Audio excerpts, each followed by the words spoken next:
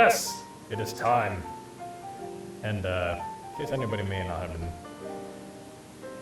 As it stands, today I will be making sure that the audio is actually... Yeah, okay. I might sound a little different, and you all might notice that I'm not running the model today, and that's because I am doing this from the booth.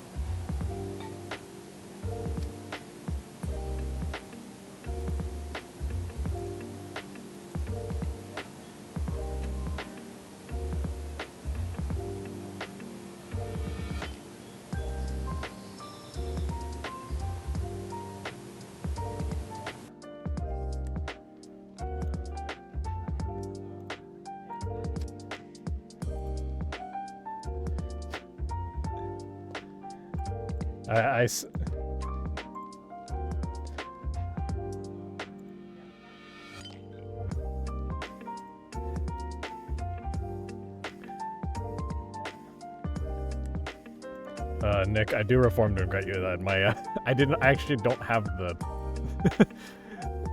I don't have desktop audio on the chat screen. I'm so sorry. It's like I heard you doing all that. I'm like, dang it. Nobody can hear that. Anyways, yeah. Anyways, but yeah, today I'm doing it from inside the booth, so,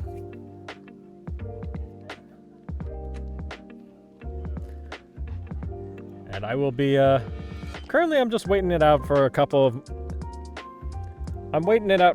more of the cast members to show up, but once we do, we will be jumping straight in, and I am listening to this utter chaos in the Discord right now. So just like, I'm trying to hear myself think while I do this, while I do my intro. Anyways. Shall we?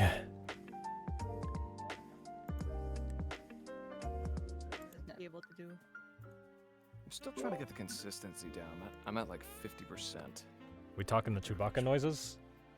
Yeah.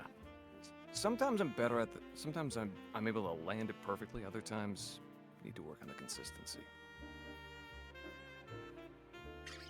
I'm not even gonna try. I'm like, how do I do that? Nope. Oh, I will use my tea. Ooh, good choice. You have failed me for the last time, Admiral. Hand boba tea for emergencies like this. Everybody got their water? Yeah. Of course. Yeah, I do. I do have water. A necessary component.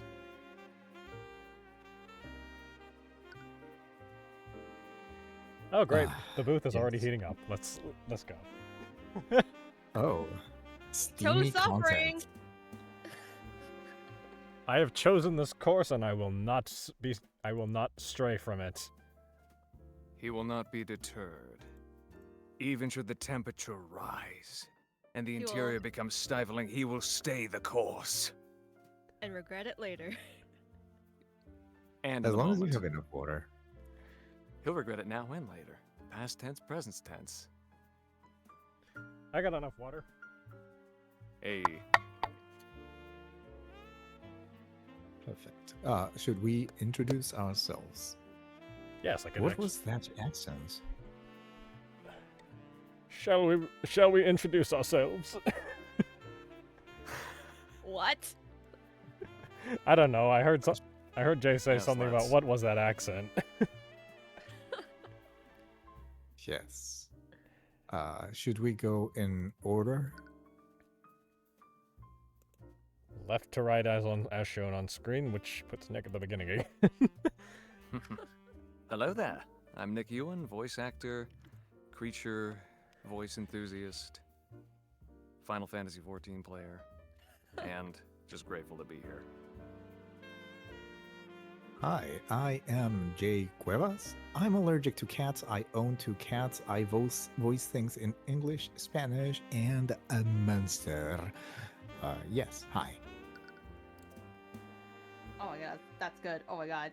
Hello, my name is Meg. I am also a streamer of doing voice acting classes at the moment. But hello, welcome it. Hello. Just those two digs. Hello, my name is Meena Sharon Kim. Feel free to call me Meena or Sharon. Fellow voice actor, fellow streamer, play a lot of RPGs. So excited for case 2. Let's go. And I am, of course, the host of this whole thing. I am Rion, or Ryan, if you happen to know me in real life. And we're just currently waiting out for 2 more of our cast members to show up, and we will get started once they do get here. Okay. Oh, Who do I need? if it makes any difference, I can Must also we tell you wait? that tonight I will be voicing the honorable judge, for whom I normally speak like Magneto, and Wallace Nightgrave, which I will probably decide on his voice when I see his face. You'll see. For my part, I will be reprising Commander Orym White, the commander of the Inquisition. I'm looking forward to playing him again. Who will you be playing? Who Oh shit! I is forgot to. next? I forgot. Sorry. Oh my god! I almost forgot my role. I voice Celeste, the cute Woo. mercenary tomboy Celeste. Yay! Woo. I am returning as Aria and a certain crazy lady. Hey. Hey, And hey. of course, I'm returning in the role of Tyrion Cuthbert, the titular attorney of the Arcane. Let's go, my character. Let's go. Protagonist. Hello there. And there is Hello Yessenia, so there. Hey. now we just need I'm late. I'm so sorry. No problem. Good. No Good problem to have at you all. with us. Now I need to threaten Josh. Are you having oh green? yeah. Threaten Oh, him with a that's dad right. joke. Do it. Are you Threaten having him with green 2 mangoes dad today? jokes. Oh wait. I see something for a dad joke from Nick. Oh god. I think I've pulled this one out. I've typed this one out before, but I don't remember if I've said this one on stream. How do Spanish-speaking audio engineers tell each other like goodbye? Tread carefully. Ow. Tread carefully. Tread carefully. They say adios. I'm leaving. Bye. I'm leaving. No. No. Ay, porque. Right? God damn. Good boy. I'm sorry. Sorry. It's really This is where we cute. overthrow Ryan, right? I cannot voice Seru properly, but I can read it out loud, at least all those little sentences.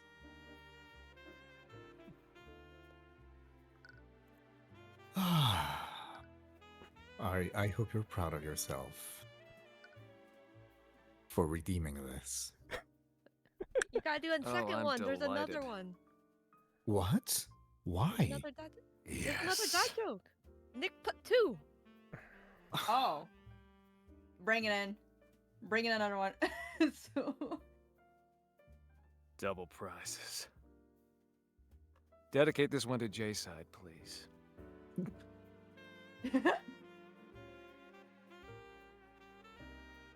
Well, on account of all the Star Wars-based silliness from earlier,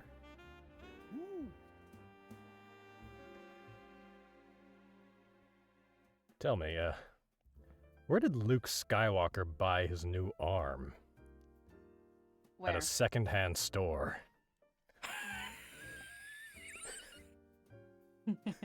Who's deflating? That was a wheeze. That was me going. Louise.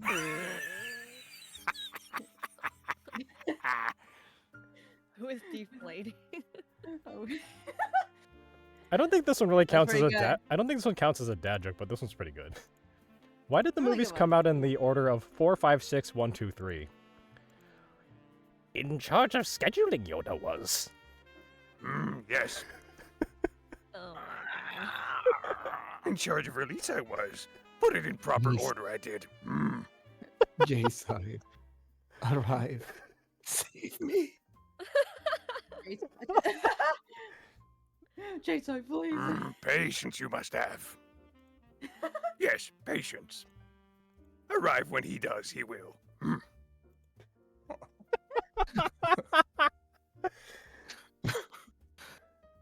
Hey, does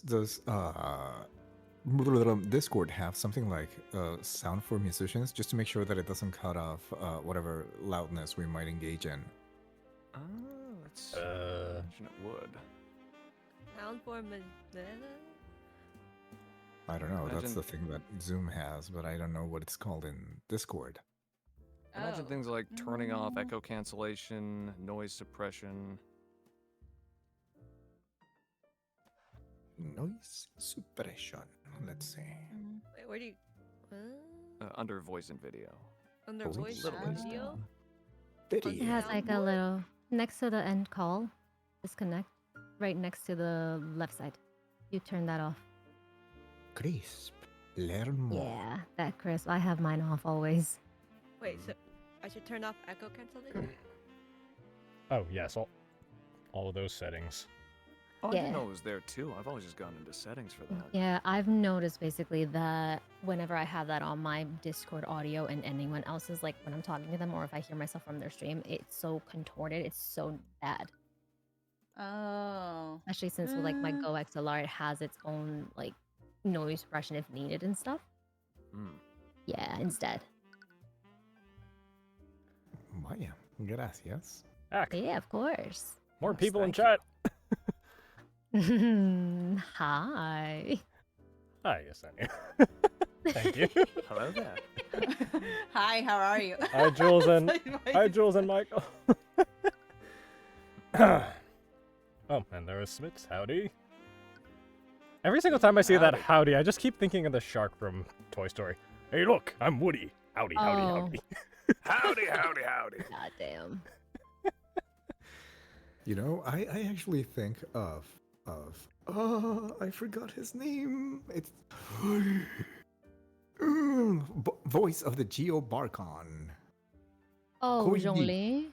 Corey What's Lee. his name? Oh, the Geo Barcon. I Oh. thought I heard Barcon. Arcon. I said heard Barcon. I heard Archon. I'm like, I Keith heard Silverstein? Arcon, not Keith? Barcon. That's what I was like, Keith? No, Zhongli? no. I can imagine him saying, howdy. Yeah, Yeah. yeah. It's Redeem. I mean, Corey, yeah.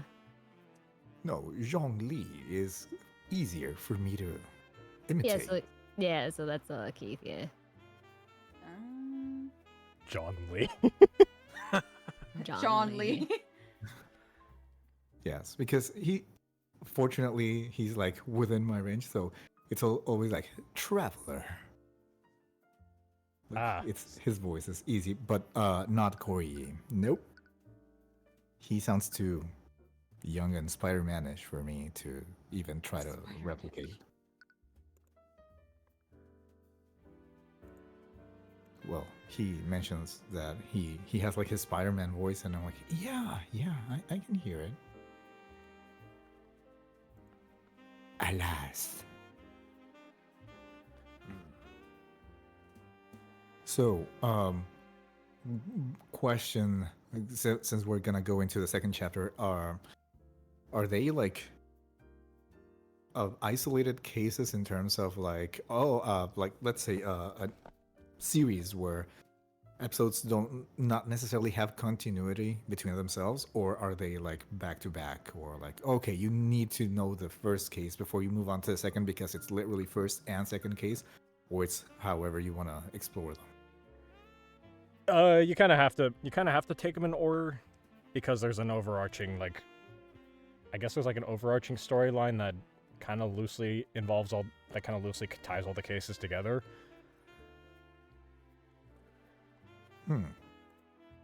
We're doing case 2 alternative, right? Not just case 2? Yeah. Damn, Ryan. Okay, I see what you did to me. Okay, got it. Okay. I gotta lock in. Got it. Lock in. Oh, Bring your 4 different voices. Jesus. All right. Accurately on the 4. Accurately, yeah. Mm-hmm. You can get away with giving 2 characters approximately same voices. I just saw. Yeah, I just saw. Are you gonna do like a Kafka voice? I'm gonna be honest. I don't even know when I do that voice. It just happens. I I mean, think I've even told Ryan too. Like Ryan's heard me in class, and I'm so sorry that I'm eating. I just have not eaten. Oh, Yeah, yeah, if you gotta definitely. eat, you gotta eat. I mean, Mhm. I have Yeah. monkey donuts here. Pop. That's part of the reason I tossed you saying all of those. Yeah. I've heard her plenty of times in classes. Yeah. No, I can absolutely say that. Very talented. I've also been in classes with Yessenia. Actually, that's how we met. Met. Yeah. Mm-mm. Like, that's how I got to know most of y'all. Yeah. Very true. I've yet to have a class with any of you. Same. Eventually. Yeah. Eventually. And I'm We looking all forward fall to it. in. Yeah, we all eventually fall in Yuen's claws. Oh yeah. I tried to get him on for this, but the timings just didn't work out. Yeah. Oh damn. Maybe one day, if anything. I might have to do that with. Sometime in the future. I might have to do that with like a more like Pacific time crew, just so to get accommodate the late Mhm. times that he's available. Okay. mean- I think we've been stalling long enough. If when Josh enters, he will enter. I think we should get Yeah, I mean, we Okay. also cannot blame him because, Dad. Yeah. because recently Yeah. yep, understandable. yep. It So happens. Yeah. who has the fewest lines written? Who's the fewest lines of the guys written? Okay, Nick. You might need to take over for him if he doesn't show up. Okay, I can do that.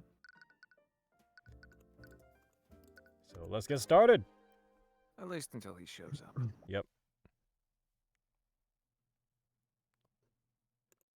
Oh, crap! I cannot see what he looks like. Let me.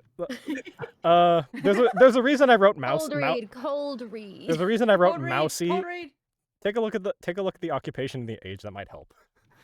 Student age 16. For what it's worth, I've had GERD since I was a teen. This is my teen voice as well. But so, still, I'm gonna try to smooth it out and let me go. I'm not going anywhere until I see her. Nikolas. yeah. I'm sorry, Wallace, but she's already passed. There was nothing more they could have done. How? This academy teaches the best mages in the kingdom. Are you telling me they couldn't do anything? Her condition was much worse than we thought. The kingdom's magic isn't advanced enough to treat something like this. But Lucio Steelwind can rain meteors from the sky. William Frege can teleport entire caravans across the continent. Are you telling me that your mages couldn't cure one disease? I'm sorry. I truly am.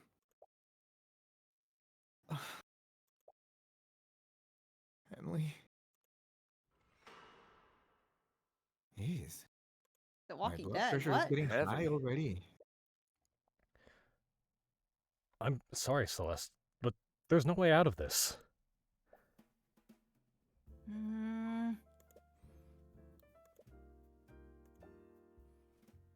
Just give me a second. I can still win this. Celeste, there's no way for you to avoid checkmate next turn. Just surrender.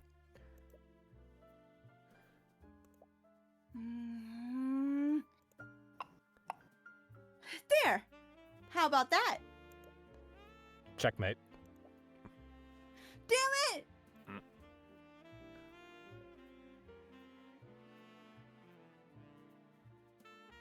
Would you two keep it down? We are in a library. I hope you didn't spend the entire morning playing around. I've been working hard, Ruby. I already learned 2 new spell formulas since we got here. Well, at least there's that. What about you, Cuthbert? Well... I couldn't find any books about the subject we've been looking into.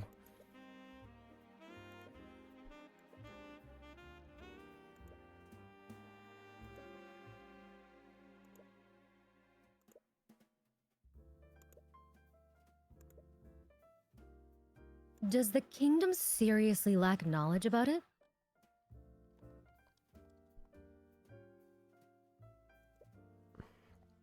Or do we need to look somewhere else? Are you sure you can't tell me what you're researching? I traveled around the world. I might have seen something like it.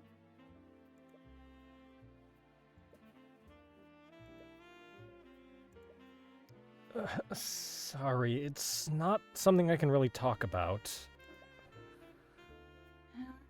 Fine.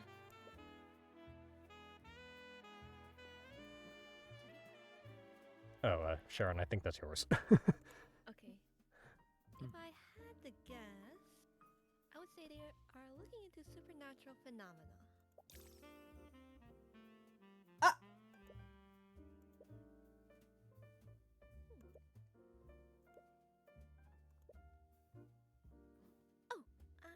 I'm terribly sorry if I startled you, but I couldn't help but overhear your conversation.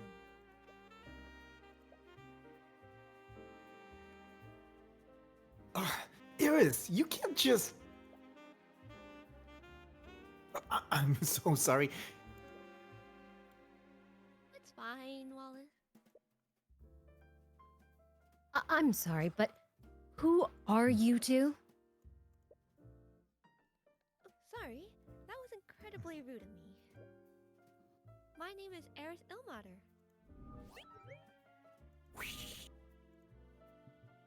Oh, Sharon, could you turn up your gain a little bit?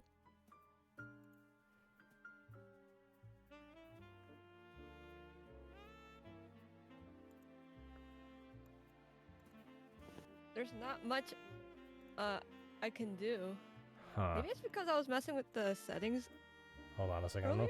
Let me just kick up my Discord in general. There we go. So I was trying to follow the what you guys were saying about turning stuff off in Discord. Yeah. I think. Yeah. Yeah. Yeah. Because you also do have to fix the settings to go with that.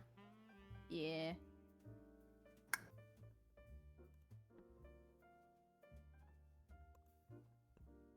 But it did improve the sound already. Whatever you did, Yeah. it's already Yep.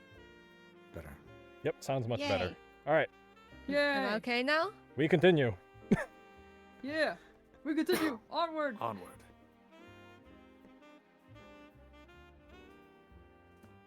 And this is we're both students here.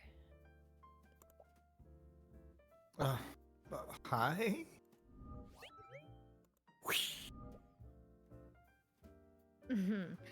Not to be rude, but that was a private conversation. Just how much did you hear? I wonder.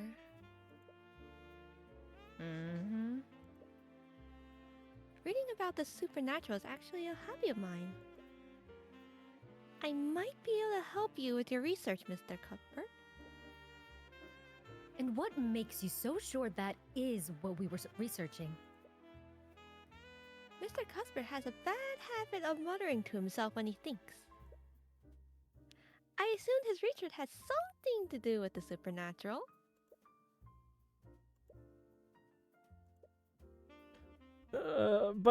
Anyways, do you mind if I ask you a few questions? Of course. I'd be happy to help. Fine. Suppose it wouldn't hurt. Just remember to show some discretion, Tyrion. Right.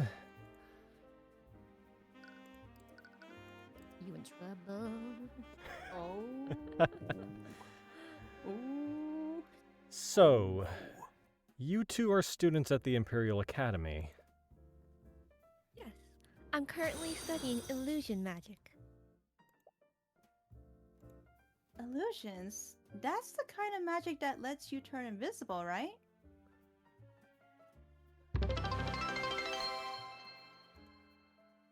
Technically, yes. But few mages ever reach a high enough level for that. Okay, that was a really loud thing that just happened in my ears, but I guess I hit the follower goal of 250. So yeah, that was very loud. Congratulations. Yippee! Well done. Yippee! So thank you for the follow, Kilangoro. I must apologize to chat if I can't interact too much because I don't want to be interrupting anybody. But yeah, that was very loud. I was not expecting that. Yippee!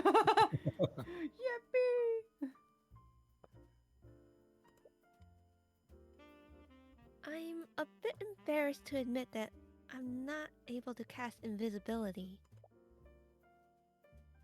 That's still pretty cool. How about you, Wallace? Wallace has his own unique field of study.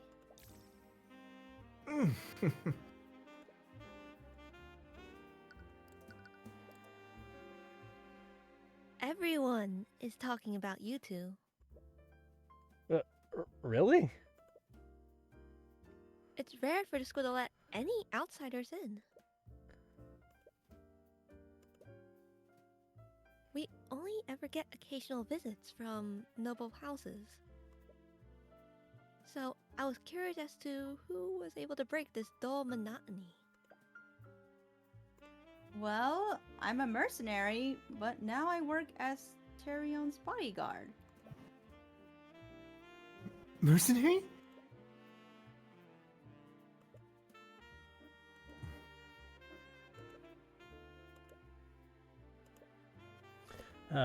Anyways, I'm a defense attorney. Defense attorney?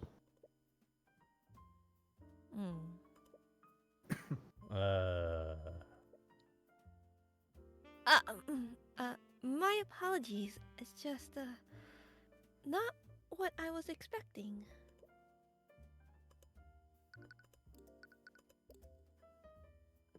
Supernatural phenomena. I wonder why you'd be researching such a thing. Yeah, I want to know too.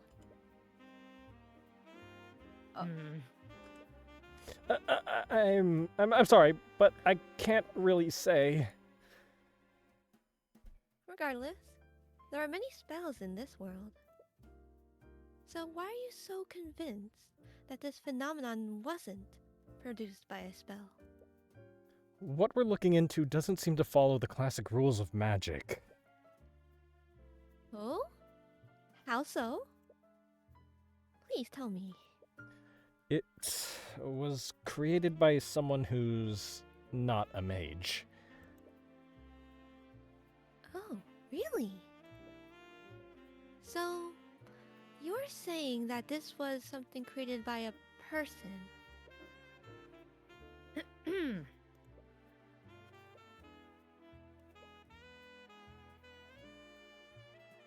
does remind me of a story. Story? Mr. Cuthbert, do you know the legend about how the kingdom of Rivengard was created? You mean the story about the ancient dragons? The Asian what?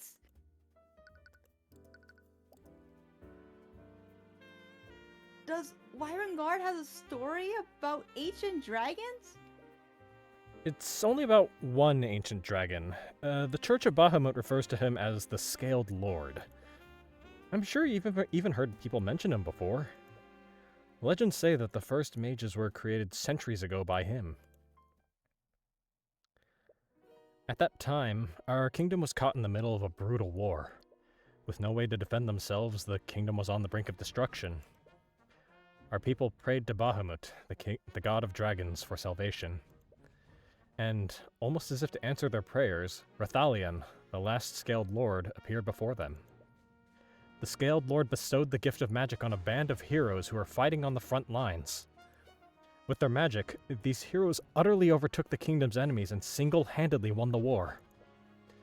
It's said that these heroes went on to form the noble houses of today.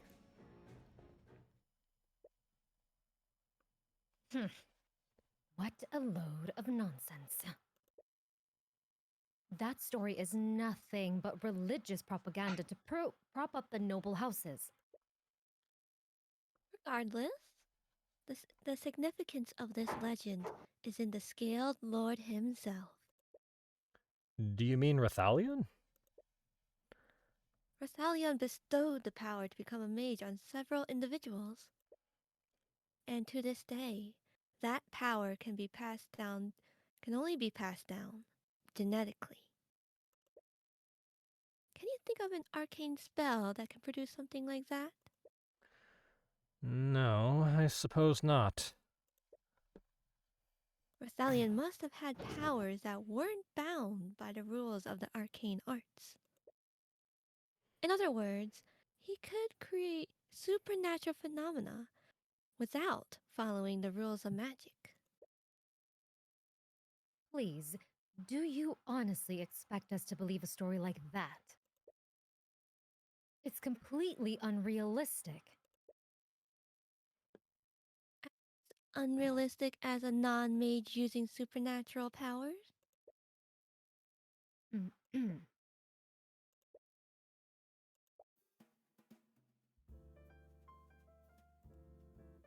I think that's the professor. Oh. Oh, shoot, okay. Of course, it would be you lot making all of this noise. Oh, Jesus. Oh. Damn. Hey, yo. Instant reaction. Mr. Bellwether. Oh, glass is hot. That is Professor Bellwether to you. But didn't he just call you? I knew letting you rabble into our walls would lead to nothing but trouble. You've even started associating with our malcontents.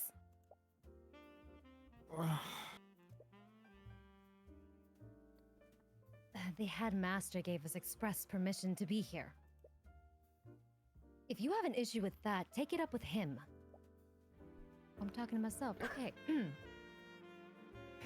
I'll have you know that I was on my way to do just that. Wallace? Yes. How am I supposed to understand you when you're stuttering?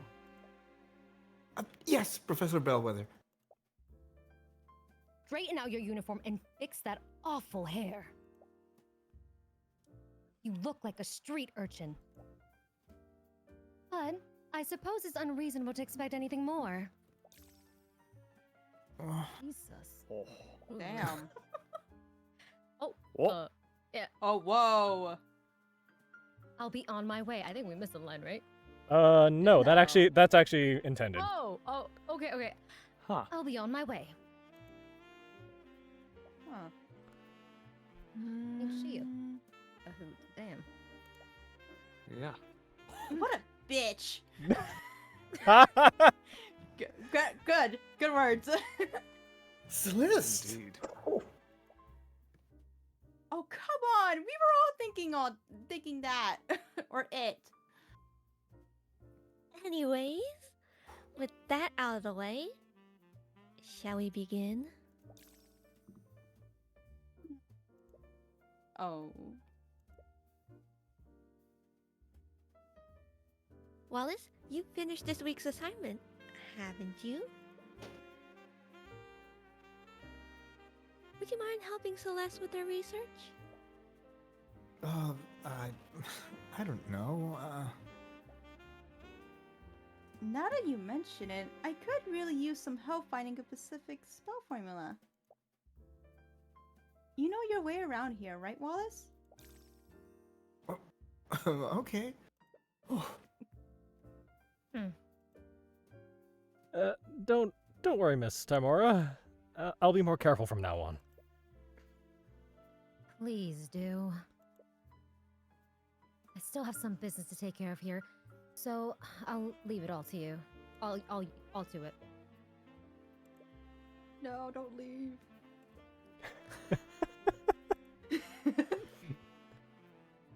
There are a lot of myths and stories about the ancient dragons, but it's pretty difficult to tell fact from fiction with these accounts. We helped. The Church of Bahamut is the dominant religion of our kingdom. We have the bones of dragons displayed in museums. But those bones are the only widely known evidence of the dragon's existence. Except for Rathalion. Possibly. I wonder if he's still alive, like you said. I wouldn't be surprised. Despite everything, our kingdom's constitution still includes him in our government. Really? As the savior of our kingdom, he and his kin were given an honorary position on our political hierarchy. The ancient dragon's authority technically rivals that of King Olivier. Wow, I had no idea. How have I never heard of this before? To be honest, that law is just a way to revere him and appease the church. Ah!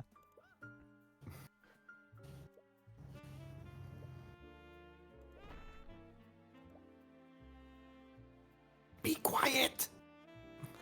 I don't know. Sorry!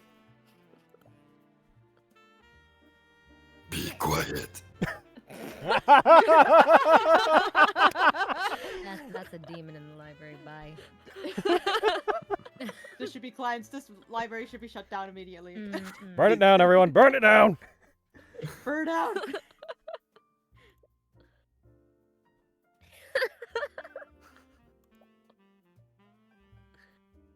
Hey, are you okay?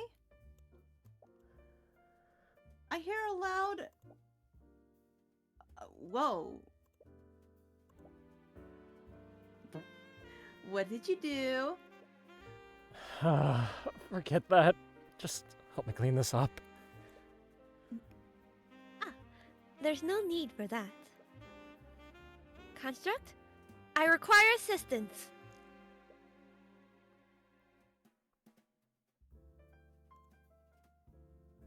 Oh, Is that me or Yessenia who does this? Nick, just go ahead. I don't think this is the same construct. Acknowledged. There's more. Wow. Okay. dang. What? Okay, hear me out. Totally. Wait, did you do that, Eris? This is an arcane construct. It's a suit of armor that's animated using artificery. They're designed to carry out various tasks for the students. Really? I didn't know anything like that existed.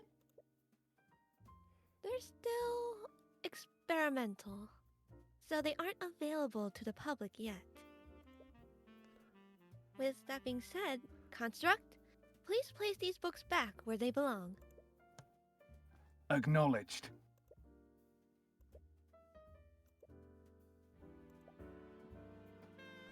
Wow, so they do whatever you tell them to do? Well, there are some limits to... Construct! Tell me that I am the fairest maiden you've ever seen. Wow. Command rejected. Boo. Ha! Aw. Aw, what? Uno reverse card. Boo. I guess they're not allowed Yes. to lie. Boom. What? That was uncalled for. The construct's voice is just a series of pre-recorded messages. I'm not sure if you noticed, but it uses the voice of Professor Bellwether. In any case, that is where that confusion came in, and I was kind of Ah, Okay. makes Oh. sense. before you came in, I was sense. just like, Nick, how's your Yesenia impression? Oh, okay. So I was. I thought that was okay, for a got different you. construct. Got you. Apparently, they all do. Mm. Well, now we know. Okay. Are we okay with Nick continuing this? The professor uses Yeah, Nick can go filters, ahead like and say, Discord like, yeah. filters. Oh boy.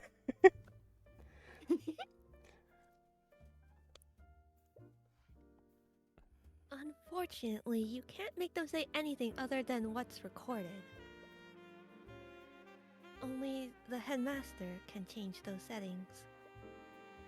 Artificery that can record audio. I've never seen anything like it.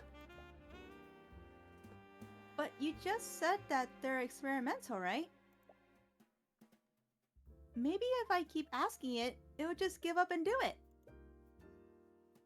I would advise against that. Even if the commands are rejected, they're still stored in the construct's command logs. Anyways, we should probably get back to work. Fine.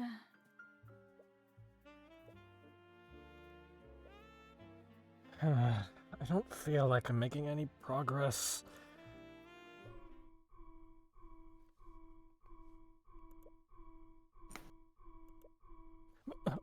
What? Celeste, do you hear that? How can I not? What is that? You didn't touch anything you weren't supposed to, right? What? Of course not. If I stopped. Eris? Wasn't that the lockdown system? Yes, I believe so. Lockdown system? The Academy is outfitted with a large artificery system. In a state of emergency, it will erect magical barriers throughout the building. State of emergency? Should we be worried? Oh, don't worry. The lockdown is designed to keep everyone safe. We're safe as long as the barriers are up.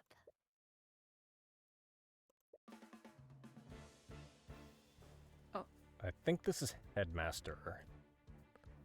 I'm terribly sorry. It's Headmaster. He's using the intercom system. Students and faculty, please remain calm. There's been a murder on the Academy grounds. What? Please stay where you are and wait for law enforcement to arrive. Ugh. Damn it! We have to get out of here! I'm afraid that's not possible. The lockdown system protects and locks each room. We can't leave this room until it's deactivated. Well, we won't know until we try!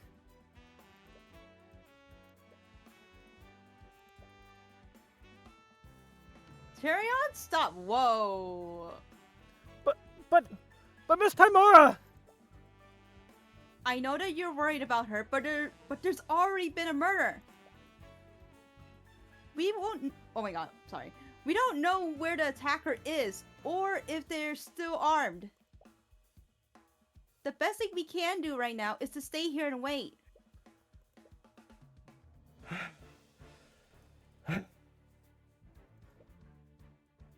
Damn it!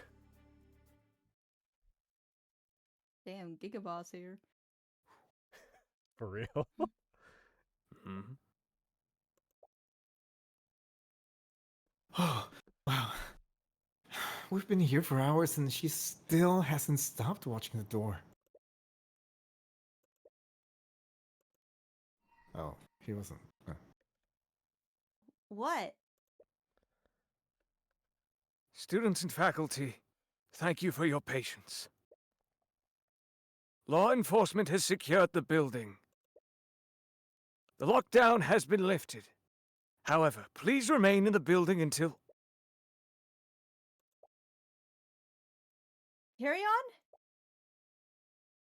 Hey, don't go off on your own! Oh. No. Miss Tymora! Miss Tymora! Where are you?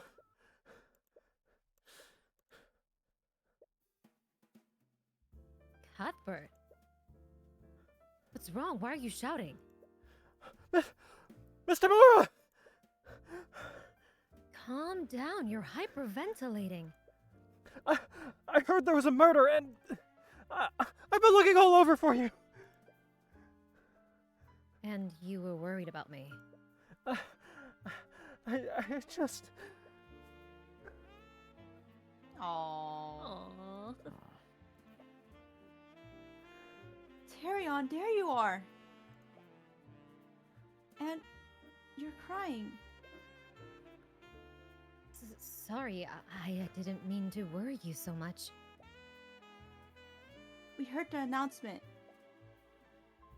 Do you know what happened, Ruby? I do, but... For now, I think we should head to the foyer.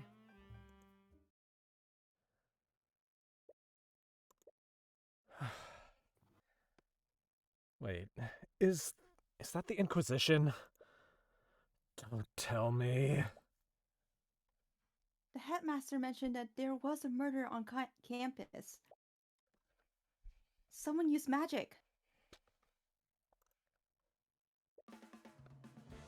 Hey, you there!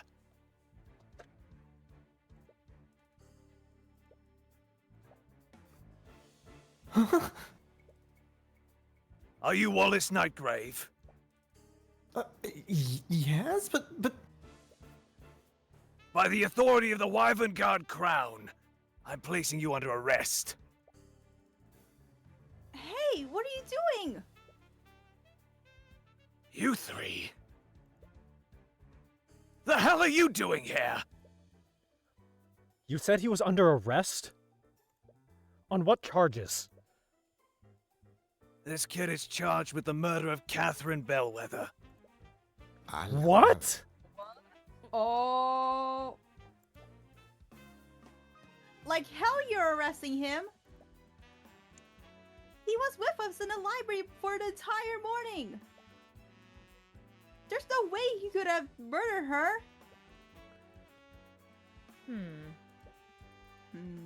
Move aside, Celeste. But... Miss Tymora is right. If Wallace is a suspect, we can't stop the Inquisition from arresting him. no. Don't worry, Wallace. We'll get to the bottom of what happened.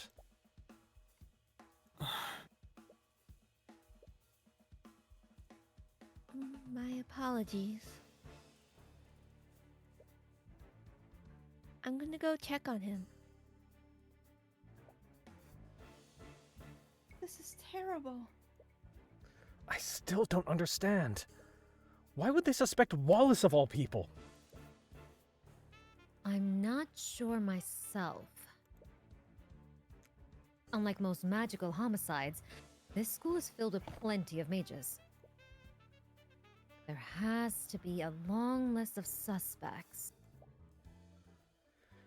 Isn't there anything we can do? I'm gonna go investigate what happened. Cuthbert, Yes? he hasn't accepted you as his attorney yet. You don't even know if you'll be working this case. But I know that he's innocent. I can't just sit here and do nothing.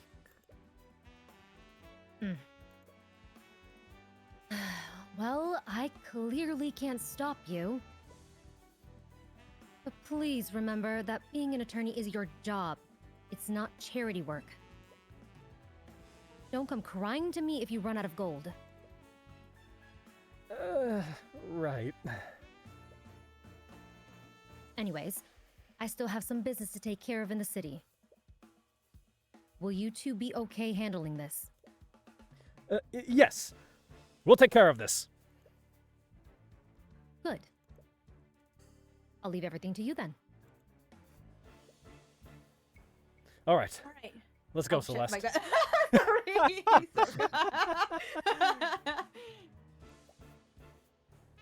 Right.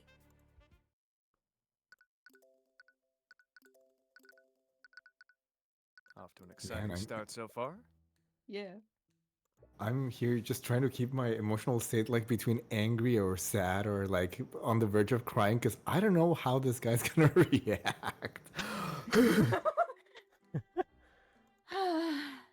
That took longer than I expected.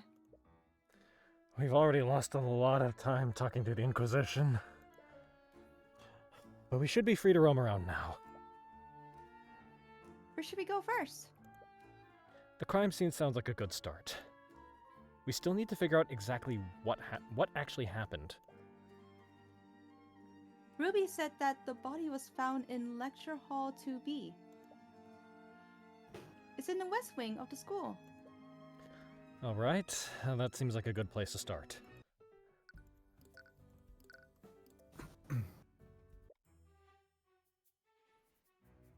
Hey, stop right there. I'm the defense attorney for the accused. We have a right to investigate the crime scene. Yeah? From what I've heard, the kid doesn't have an attorney yet. It's quite alright. Let them in. Ooh. Lady Steelwind! Do not call me that. While you work under me, you will address me as Prosecutor Steelwind. Yes, Prosecutor Steelwind.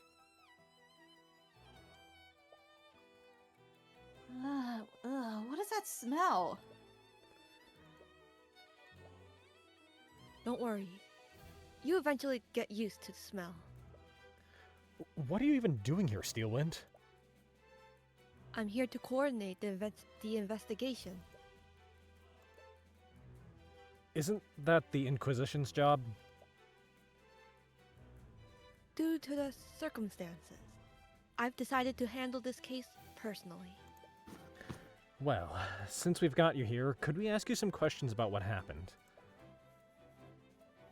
Can I assume that you're planning to defend this case?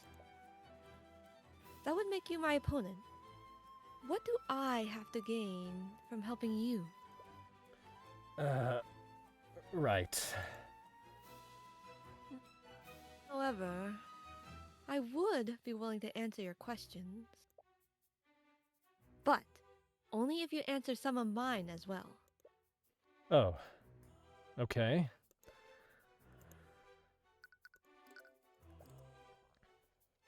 Miss McCoy, it's my understanding that you were adopted. Would you happen to know who your birth parents are? Hey, isn't that too personal of a question? You agreed to answer my questions, didn't you? But I didn't think you meant... It's fine, Tyrion. I'm fine with answering if it helps Wallace. I don't know who my birth parents are.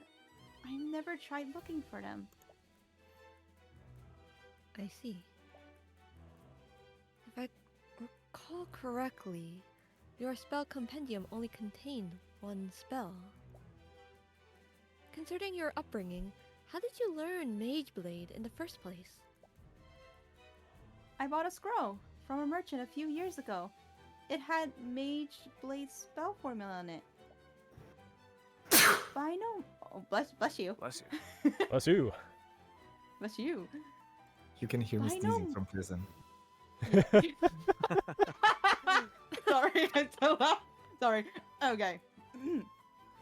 But I know more than one spell now. I actually just learned a few spells today. Sorry? Spells. As in plural. Mm-hmm. How long did it take you to learn these spells? A few hours, I think. She learned multiple spell formulas within a few hours? Yeah. I see. Well, I think that's all I need to ask for now. Okay.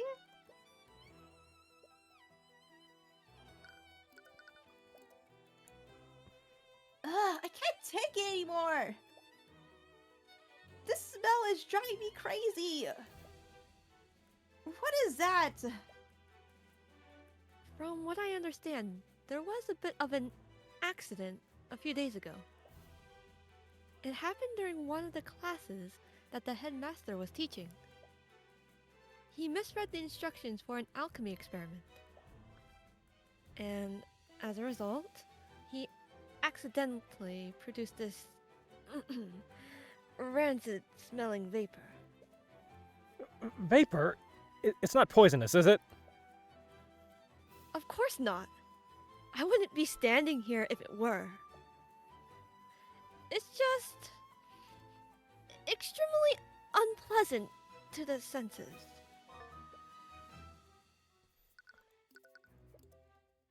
Do you know what happened here, Steelwind? Well, it all began when the City Watch received a call from the Academy. Supposedly there was an attack on campus grounds, and the entire building was put on lockdown. The City Watch set up a perimeter around the building while they waited for the system to deactivate. What? Couldn't the Academy have let them in once the scene was secure? I'm not sure about the specifics, but supposedly the lockdown can't be shut down manually. You'll have to ask one of the Academy's admins if you want to know more. Anyways, you two were also present during the lockdown. Am I correct? Did either of you see anything suspicious? No, but we actually met the professor that morning. She was still alive then. I see. That does match with the accounts from our other witnesses. Do you have any idea where she went after she left the library?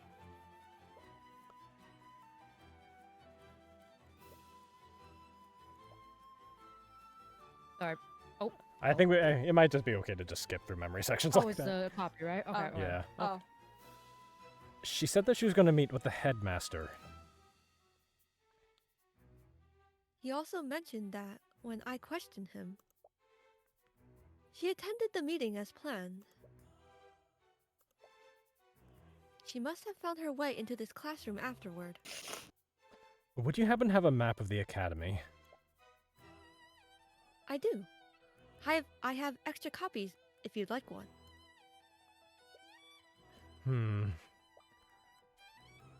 What is it? There's only one direct path from the headmaster's office to this lecture hall. But I wonder if she took any detours.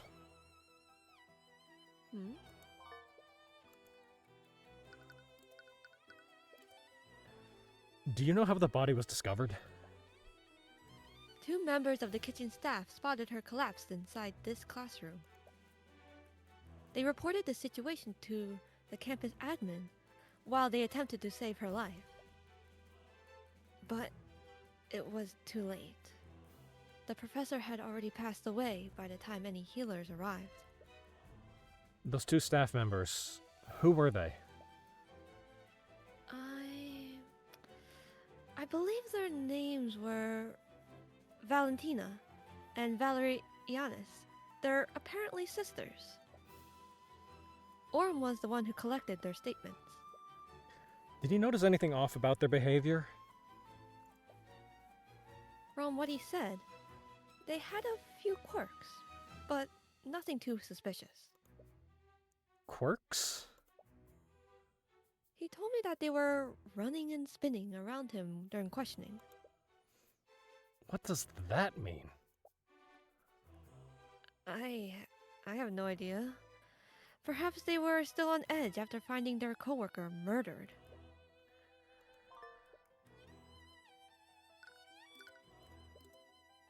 We've already told the Inquisition this, but Wallace was with us the entire time. He couldn't have committed the murder. Yeah, he has the perfect alibi. Strong, maybe, but his alibi is far from perfect. Miss McCoy herself told us that. There was a small time period when she wasn't with him. What? What? Oh shit. Sorry. I'm so sorry. Sorry, it's too locked in. Right. It was when I came in to check on you after you knocked over that. Oh. Goddamn. I got a little lost on my way back to Wallace. But still, we only lost each other for a few minutes. That may be, but unless his alibi is airtight, the evidence in this room proves that it was him. What do you mean? It will be easier to explain once you examine it yourself. Oh, Tyrion, I almost forgot. Since it's our first official case together, I want to show you something that I learned. Okay, what is it? Oh, damn, she says herself. Shit. Yep. Oh. What was that? That is an incantation for the detect magic spell. Detect magic? Wait, does that mean... Yep, we can see magical traces while we're examining crime scenes now. Hey, yo, what? That's sick. There's a trace of illusion magic next to the body. We believe that the suspect donned an illusionary disguise immediately after murdering the victim.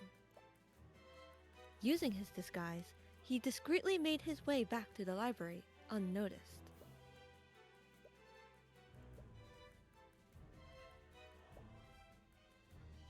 What? What's wrong? There's a trace of pneumocracy on the Oh, body. Necromancy. No, necromancy. Thank you, Tyrion. Sorry. Thank you. Necromancy on the body. Oh. Necromancy? Isn't necromancy the type of magic that creates undead? She's just not gonna get up and walk away, right? We're honestly not sure. That's part of the reason why I've stationed myself here.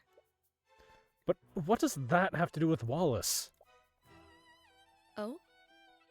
You didn't know? Wallace Nightgrave is a necromancer. He's a what? We believe that he drained her life force completely using a necromancy spell. That's why there are no visible wounds. Here's the autopsy report. It will tell you everything that you need to know. But in the modern day, even the Inquisition doesn't commonly deal with necromancy. They're all on edge about what other spells he might have used. So, I'm here to make sure that nothing unholy happens to the body. But even if Wallace is a necromancer, aren't there plenty of other mages who can cast necromancy spells? This is an academy for mages, after all. No, there are no laws against it. But the knowledge required to learn necromancy is heavily controlled.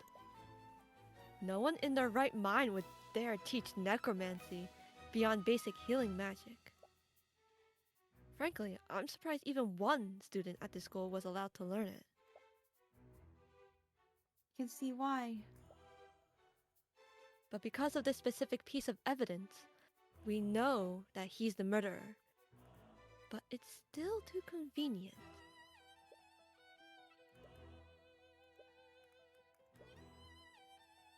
Is there something you're not telling us, Steelwind? Because something tells me that this case isn't as straightforward as you claim it is. If you truly believe that, then why don't you prove it? I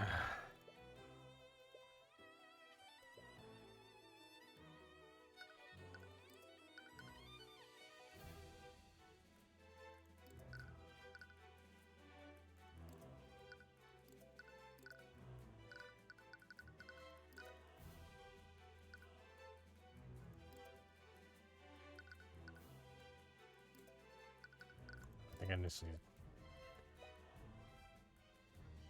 I feel like I. Oh, okay. Yep, sorry. Yeah, I okay. just kind of... I do kind of just skip through examines. Oh, okay.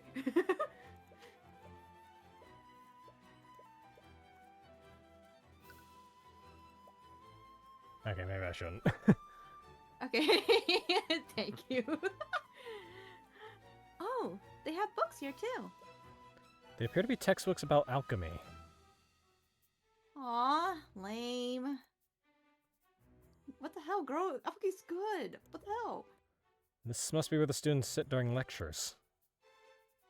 I can't imagine sitting in one place all day. Have you never attended a school before? No, I'm a mercenary. No, we never had a proper. Oh man, that should have been a line. I'm just saying. We never had a proper school in Cornhaven. I mainly got my education from books that my parents bought from traveling merchants. What about you? I used to attend a public school in my hometown. But after Miss Tymora adopted me, she handled my education personally. Let me just get the window again. The lecture hall is a window with a view. I feel like I just stared outside all day if I had to attend class here. You're not much of a student, are you? Yeah, I'm a slacker. I just can't spend hours sitting in one place. I need to move around.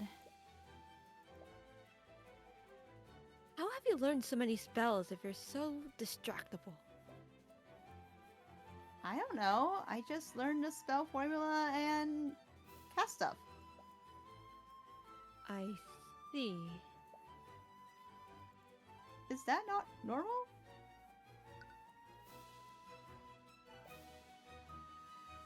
I can't believe the professor's dead. We just saw her this morning. There's a chalk outline around where her body was. It appears that most of this blood came from her abdomen. Is that where the fatal wound was? There's a lot of blood in this puddle, but there's no trail leading to it. And there aren't any magical traces anywhere else in the room. I doubt the murderer used magic to clean it. Does that mean that the murderer attacked her in this room? Maybe, but it's hard to say for certain.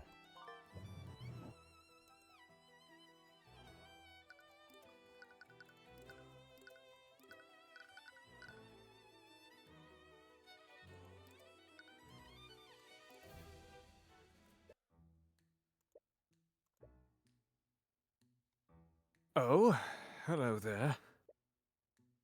I wasn't expecting guests today. Sorry for coming unannounced. You must be... My name is Theodore Redmond, and I'm the headmaster of the Wyvern Guard Imperial Academy.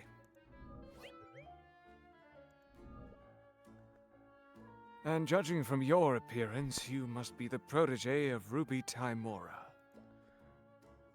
To what do I owe the pleasure? They must be here to investigate the murder. Wait, Eris? I thought you went to see Wallace. Unfortunately, the Inquisition is questioning him right now.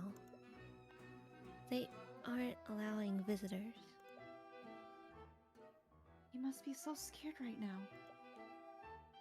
I hope he's okay.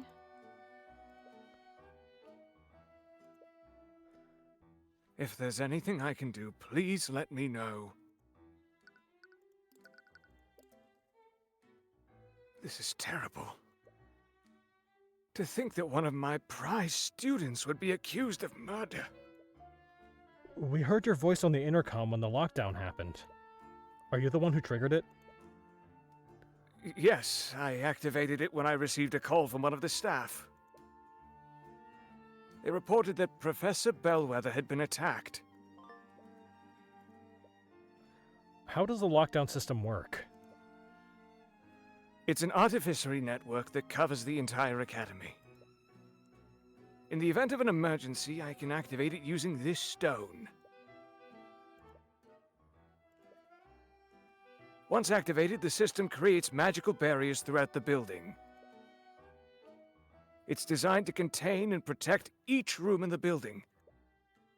Could a powerful mage breach any of these barriers?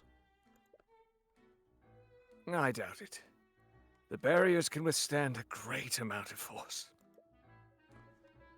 They even block mages from teleporting through them. And once activated, even I can't turn it off for an hour.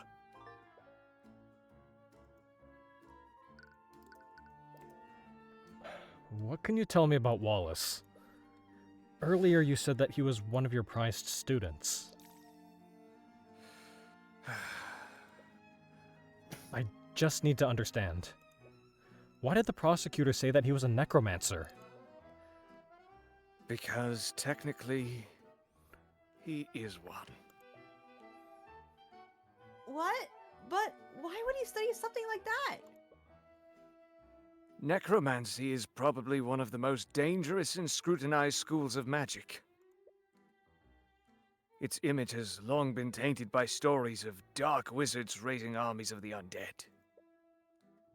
However, it doesn't just control the forces of death. It also controls the forces of life. Forces of life? The truth is that healing magic is also classified as necromancy. Most healers don't care to admit it because of the stigma it has. But that's why Wallace is studying it. He wants to become a doctor. But there are plenty of mages who know magic, healing magic. Why is Wallace being singled out? For years, he's been studying necromancy beyond basic healing magic. He believes that high-level necromancy could revolutionize modern medicine. Unfortunately, many among the faculty don't see it that way. Wallace doesn't hail from a noble house. He's a mage that was born among the common folk. He's like me. Many of the faculty fear that he'll use his knowledge to raise armies of undead, just like the necromancers of old. The Imperial Academy isn't even permitted to teach it to students beyond basic healing magic. Then why did you allow him to study it? After everything that has happened to him, I made an exception. Everything that has happened to him? I'm not at liberty to say more. You'll have to ask him if you wish to know more. If you plan on defending Wallace, you'll need his spell compendium. Am I correct? Yes, having a client's compendium is instrumental to acquitting them. You may find that a bit difficult. You see, after a certain incident, he destroyed his compendium. What? Why would he do that? Doesn't he need that to use magic? A spell compendium is a device mages use to keep track of what spells they can cast. It's really convenient for remembering the formulas and incantations of your spells. But it's not actually required to use magic. I thought of destroying mine a long time ago, but you're really expensive. Luckily, I have an unattuned spell compendium right here. How expensive was that?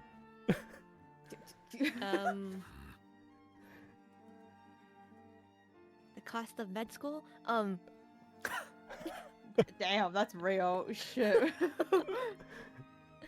I'd be more than happy to give it to you if it helps Wallace. Thanks.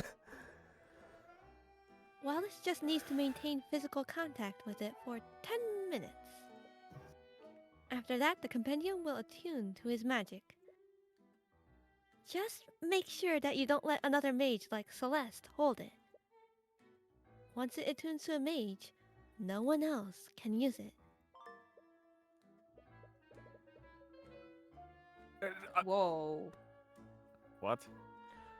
Anyway, wonderful. I just hope you can persuade Wallace to attune to it. What can you tell me about Catherine Bellwether?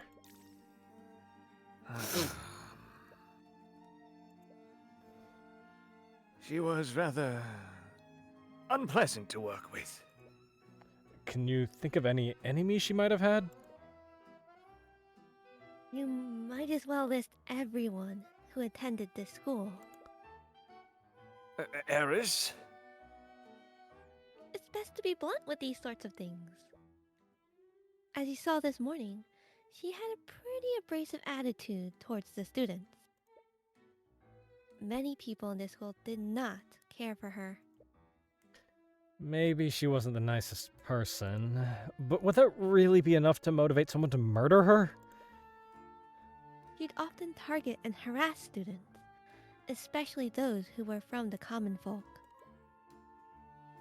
She even made a habit of expelling those students for minor infractions. For commoners, magic can be our ticket out of poverty. I can't imagine how it feels to have that opportunity unfairly taken from you.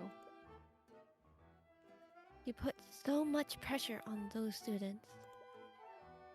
Some of them even left the academy of their own volition. They couldn't handle her constant verbal abuse. Even then, would that really be enough motive to commit murder? The human psyche is a fragile thing. It's astounding what someone might do when pushed far enough. What about her relationship with the faculty? In some cases, it was worse than it was with the students. She'd often treat the staff like her personal servants. I've received many complaints from them about her behavior. Sorry if this sounds rude, but why didn't you just fire her if she was such a big problem? She's used her position to curry favor with the noble houses over the years. As you can imagine, the Academy's board is controlled by the nobility. If I ever tried to remove her, they would probably support her over me.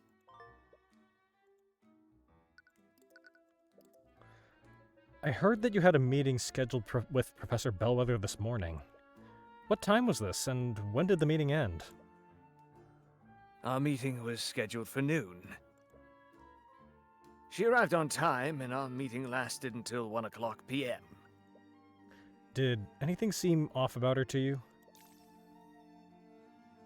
No, she seemed to be her usual self. If you don't mind me asking, what was the purpose of your meeting? We met to discuss routine administrative matters. Despite our personal disagreements, we knew to stay civil when discussing professional affairs. But to be... What was that? Whoa. Did something happen? Yeah, there's like a little bit of beep and static. Beeps. Lots of beeps. Yeah. Anyway. Sorry, I didn't know what that was. I must have accidentally leaned on the alarm system. There it is again, yeah. Yes, it seems to go off like that a lot. Sorry, I'm trying to unstick the button, but to be Alarm perfectly button. honest, it did always feel like I was treading on eggshells when speaking with her. But you were her superior, weren't you? Didn't she respect your authority? We had many arguments about how I was managing the academy. And she was very vocal about her distaste for the common folk students. She was difficult, to say the least.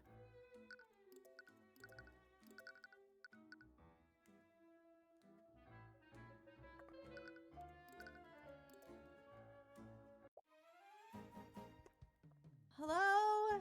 Is anyone there?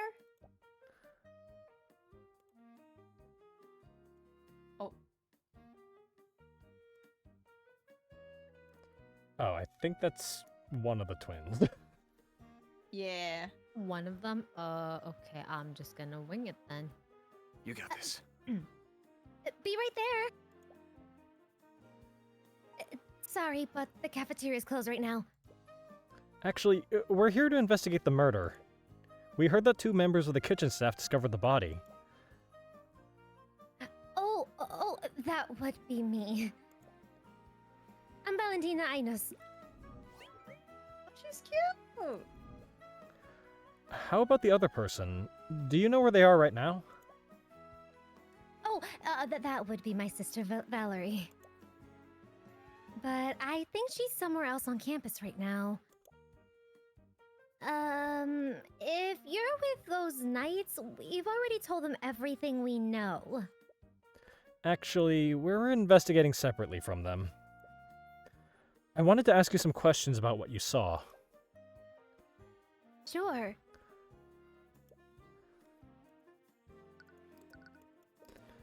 To start, can you tell us how you and your sister discovered the body?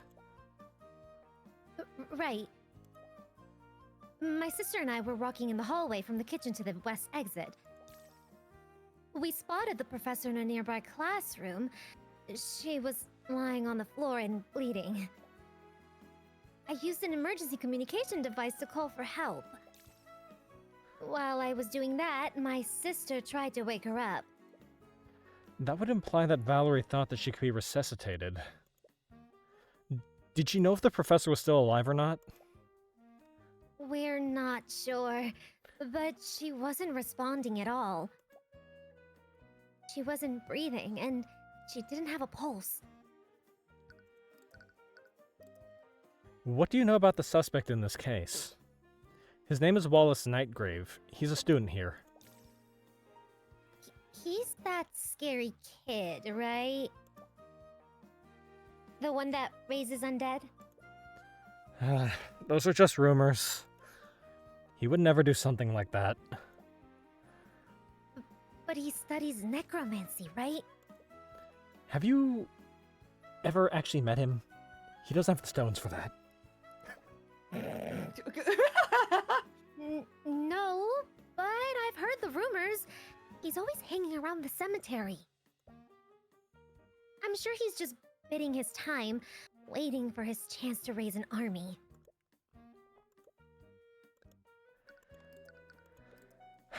What can you tell me about Catherine Bellwether?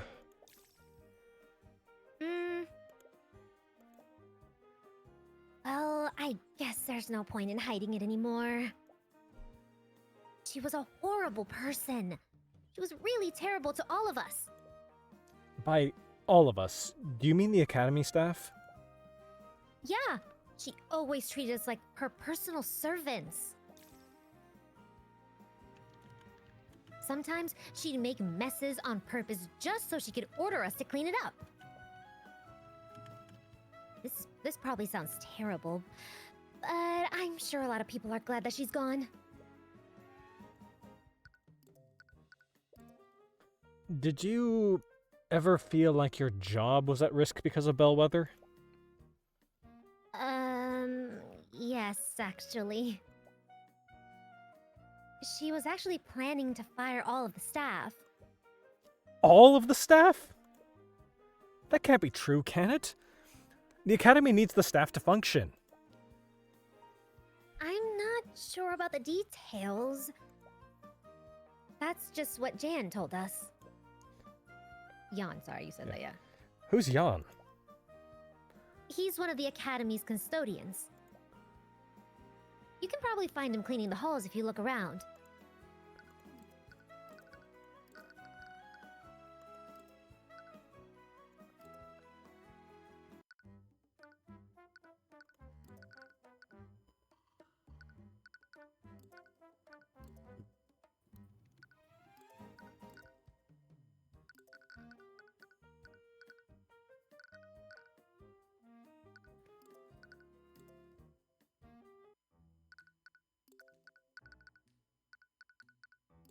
Here I am looking all sad.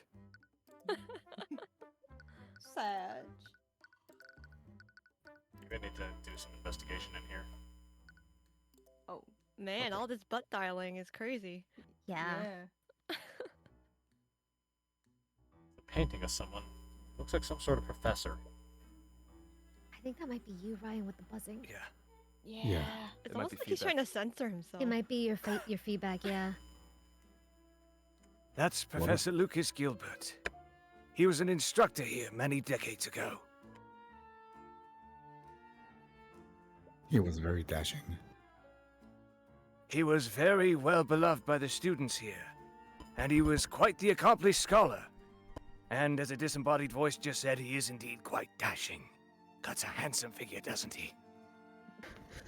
And this was all despite him lacking the ability to use magic. Quick question, has it improved any? Why, yes, it has disembodied voice. Thank you for asking. There seems to be a few of them these days. It's probably students just up to their shenanigans. I'd like to indulge them a bit. Now, you were saying? He's studying magic without actually being able to use it? Yes, he was quite remarkable. Unfortunately, we lost him to illness very early in his life. It was a sad day. My bad. Painting of a mage, but he doesn't quite look like a noble. Oh, that's Jason Steelwind, one of the chosen mages of the Scaled Lord. Wait, Steelwind, as in... Yes, he's the earliest recorded ancestor of House Steelwind. Legends say that the Scaled Lord bestowed his power upon him and his allies to create the first mages. Wow, it's hard to even tell that he and the prosecutor belong to the same bloodline. As with all the noble houses, House Steelwind had quite humble beginnings.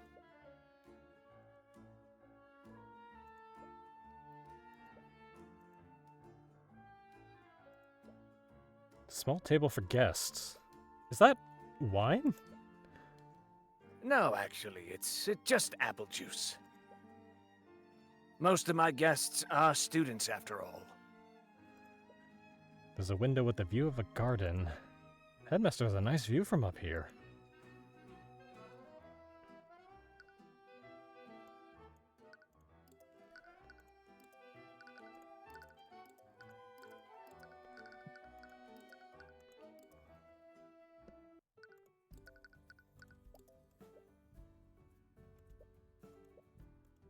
Oh, I gotta go back to the kitchen. To the kitchen. Celeste, this room was close to the crime scene. Could you cast Detect Magic and scan for magical traces? Sure.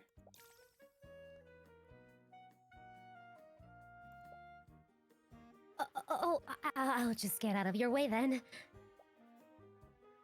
Oh, wow, she just bolted out of the room.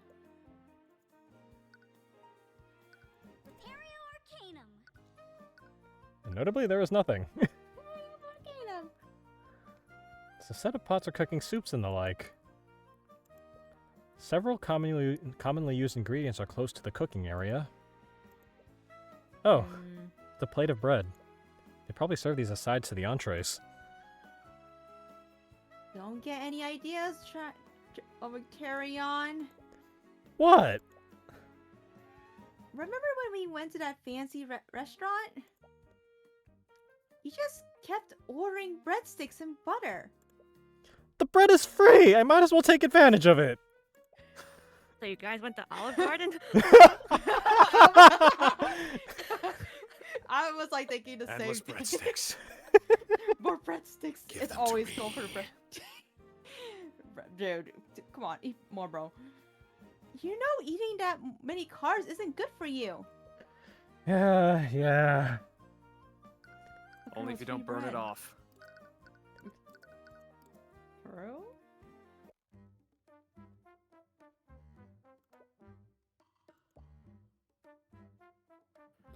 Jan, where have you been? Oh. You still haven't fixed the plumbing in the kitchen sinks. Someone just died. Can't we take the day off for once?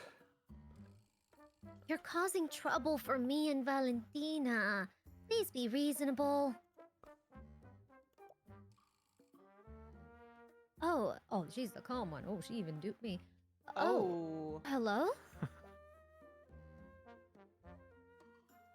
Oh shit. Valentina? Oh, my apologies. I can see why you're confused. I'm not Valentina. I'm her sister, Valerie. Huh? Are you trying to trick us or something? You look exactly the same. You two are identical twins, aren't you? You're both genetically identical to each other. Yes, we are. Since we have you here, do you mind if I ask you some questions about what happened? I'm terribly sorry. But I've already spent a lot of time looking for Jan here. I'm really behind on my work. But Jan was also nearby when we discovered the body. I'm sure he can answer your questions. Sus. Wait! Do you want me to go after her? I'm pretty sure I could catch up to her. No, we don't want to scare those two more than we already have. No, let me at him.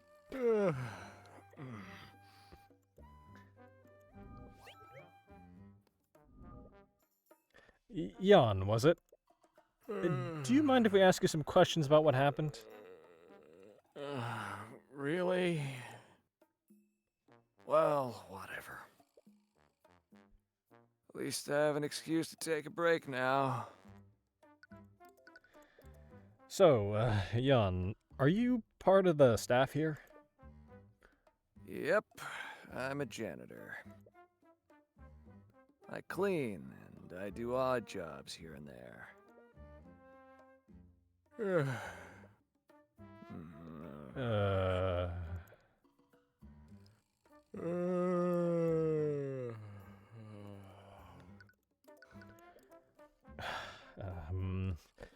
Valerie mentioned that you were close to Lecture Hall 2B before they found Bellwether. What were you doing when the twins discovered the body? I was cleaning the halls. Bellwether knocked over a vase, and there were shards and dirt everywhere. Wait, you saw the professor before the twins arrived? Yeah, like I said, she broke the vase right in this hallway. It was probably 20, 30 minutes before the twins found the body. You might have been the last person to see her alive. Did you see where she went after breaking the vase? Yeah, I think she went into that room over there. Did you see anyone else enter the lecture hall? I'm honestly not sure. I was more worried about cleaning the mess she made. Well, did you notice anything off about her? She was in a pretty bad mood. But honestly, that's pretty normal for her. She was walking real slow. I didn't notice her at first, and she basically shoved me out of her way. After that, she knocked over that vase. I didn't even say anything after that, but she still yelled at me to be quiet. Did you see where she went after that? Not really. But the only thing in that direction is Lecture Hall 2B. Can't imagine her going anywhere else.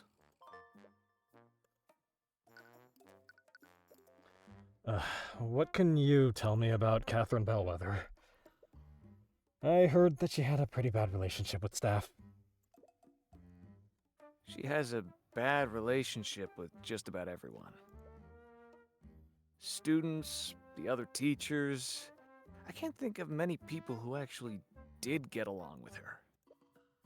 I'm sure you had your own share of bad experiences with her. Yeah. She'd always yell at me when I was taking too long to get a job done. I hate to say it, but things are a lot more peaceful around here without her. Well, she sounds incredibly well-liked. Uh-huh. Valentina mentioned something interesting.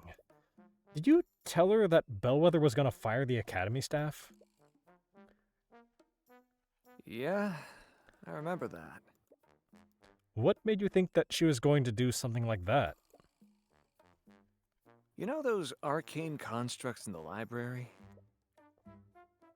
Bellwether was the one that ordered them.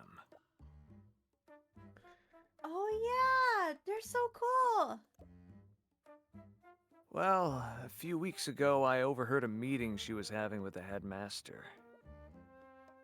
From what I heard, she was planning to order more constructs and entirely replace the staff. Oh.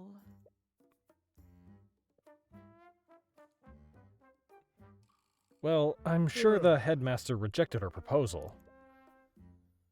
I don't know. From the way she was talking, it sounded like he didn't have a say in the matter. But only the headmaster would have the authority to fire the staff. Why would she be that confident? Don't know. All I know is she hated having common folk in the schools, even among the staff. She was really miffed that he was hiring common folk from the community center.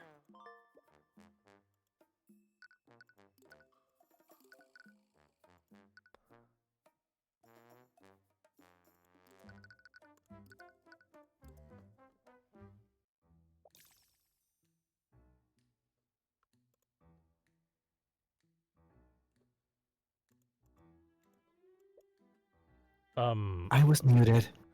Sorry. You're right. It's over. My life is over. Wallace? Who are you? What do you want? Wallace, it's Celeste and Tyrion. From the library? Remember? Oh, right. How are you doing?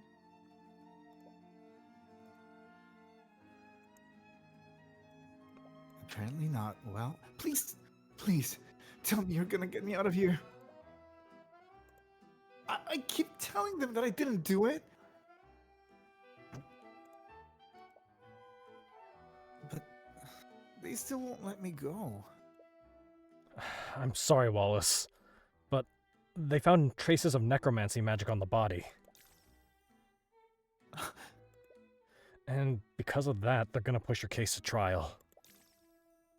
What? This can't be happening.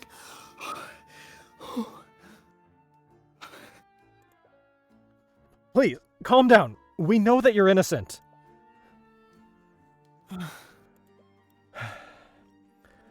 With that said, would you let me represent you in court?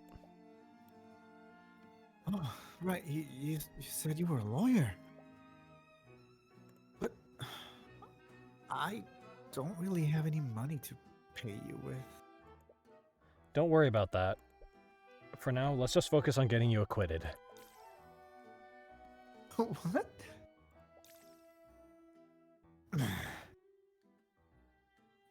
Well, I guess it doesn't matter anyways. It's not like I have anything else to lose.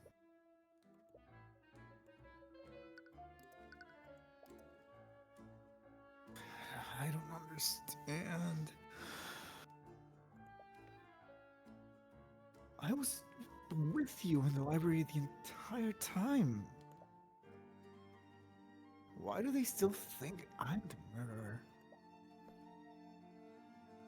You told the Inquisition, right?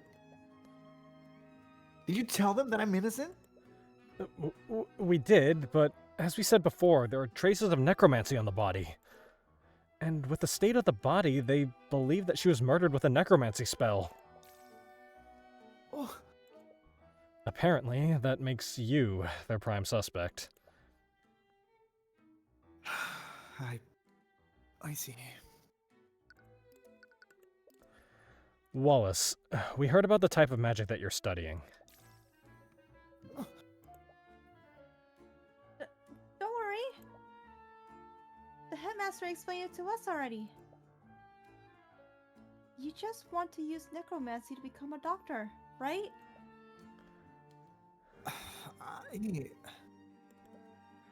I understand that you have reservations about talking about your magic. But in order to build a case for you, I need your spell compendium. I don't have one. I know. Eris already told us about that. That's why she gave us a blank one for you to attune to. Do I have to? It's your life on the line, and we need all the information we can get to help you.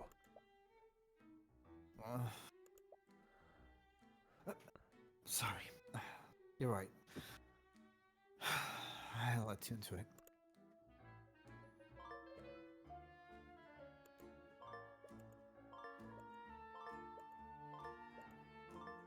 Ooh. Whoa, you got some good skills. Ooh. Some interesting stuff. My case is not looking Yeah. strong here.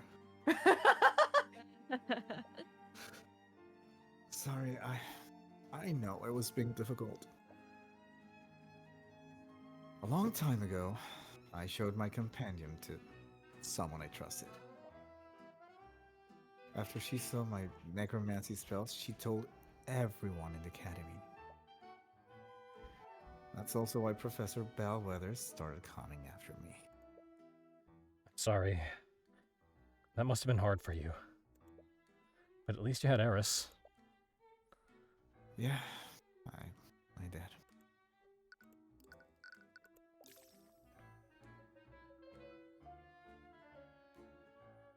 How did you and Eris become friends anyways?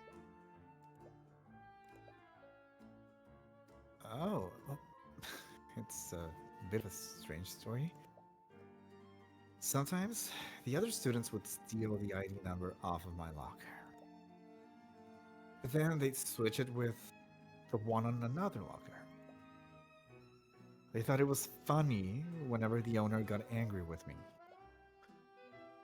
Eris had a bit of a reputation around our school. I'm not sure why, but everyone was scared of her, like even the students from the nobility. It was probably due to some baseless rumors. One day, someone switched my nameplate with hers. I was so scared when she approached me, I couldn't even say anything. But she didn't get angry like the others. She just apologized and gave me back my nameplate. After that, she randomly started talking to me whenever she saw me. We became friends after that. So, I have to ask, If it's caused you so much trouble, why are you still studying necromancy? I want to use it to become a doctor. The headmaster told us the same Headmaster- thing. Oh, yes, he did. But you could have just stopped after learning the healing spells. Why are you learning spells that can steal people's life force and raise undead? Life and death are two sides of the same coin. That's the key principle behind necromancy. The first undead was actually a failed attempt to resurrect a human using magic. Wow, I never knew that. Right now, basic necromancy can only heal injuries and wounds. But it can't do anything for diseases or deformities. If I could just keep studying, I know that I can create a new type of necromancy. One that can cure diseases and save lives.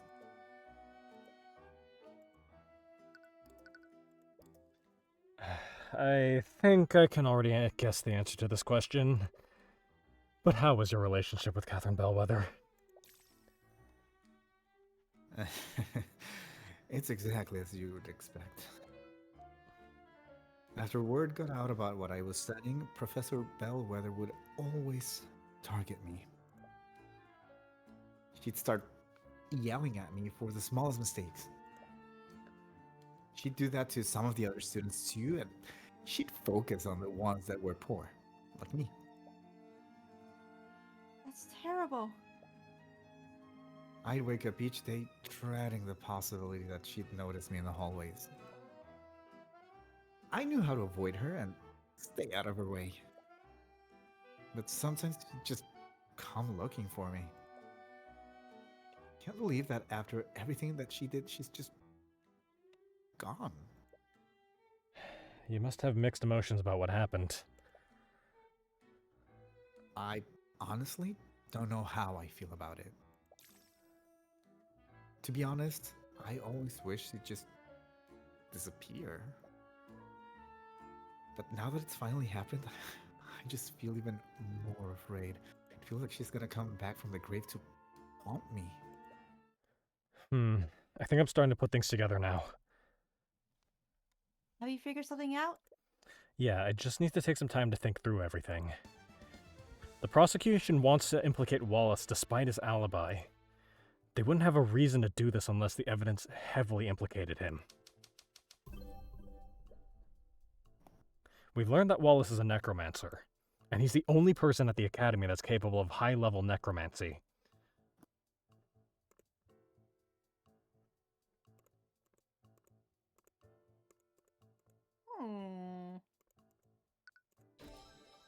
There's a trace of necromancy on the body. This means that they think that Wallace used one of his necromancy spells. Even without seeing the traces, it's pretty obvious that magic was used on the body. Right, because there aren't any wounds on it. And the autopsy report found no signs of poison or disease. If I know Prosecutor Steelwind, she probably already has a theory on which spell he might have used. The prosecution will probably argue that Wallace used one of his spells to kill Bellwether. They will probably say that he used Necrotic Blight. That makes sense. Necrotic Blight would have drained the life force from her body. But that's where the contradiction lies.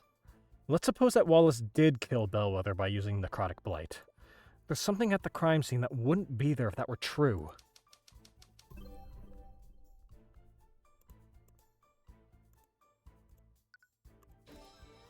Necrotic Blight is a spell that doesn't inflict any visible wounds. There shouldn't have been any blood on the body. But then what really happened? That's the last piece. And if I had to guess, the information we need is being hidden by one of the witnesses who discovered the body. Valentina. She's definitely hiding something. Did you notice how she reacted when I asked you to scan the room? Yeah, she ran away. She didn't even try to be subtle about it. With the way she reacted, I think she may have been trying to hide herself from your detect magic. Which can only mean there's a magical trace on her. I wonder what she's trying to hide. There's only one way to find out. The next time you see her, could you subtly cast detect magic and scan her? Alright.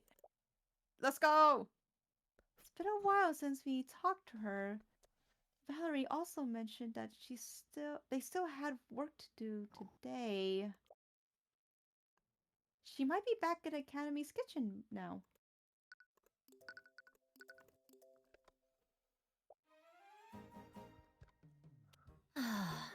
Those two are finally gone. We can finally get some cleaning done. Okay. Okay, there she is. Oh no, my god, I'm sorry. I'm sorry. I'm so locked in. I just want to scan her, that's all I wanted to do. Oh, not in a weird way, okay? I'm using this for investigation, okay? It's just investigation purposes. It's for science. Okay, there she is. Use detect magic to scan her from here. Right. Just don't shout the incantation like you always do. I know that. Alright, here goes. Oh, she can't say it. Oh, shoot. I forgot what she just said. I forgot what she says. Repario Arcanum. Okay, thank you. Repario Arcarium! Okay, I was close enough. What the? What is it? There's a trace of magic on her. I knew it! Which school of magic is it? It's necromancy. There's a trace of necromancy on her. What? Oh, busted! What do we do now? For now, let's talk to her and see if we can get more information out of her. If all else fails, we can confront her with the evidence we have. Oh, it's you two again. Surprise, motherfucker! Surprise, motherfucker. They're back. Okay, just relax. All I have to do is repeat what I told them last time. Miss Ianus, did you know that there's a trace of necromancy on Bellwether's body? That's what he used to kill the professor, right? A necromancy spell? That's the thing. If that were true, a lot of the evidence we found doesn't make sense. I think someone else cast a spell on the body. Oh. Is it possible that you saw someone use magic on Bellwether? No, it's definitely not. Calm down, there's no way they know.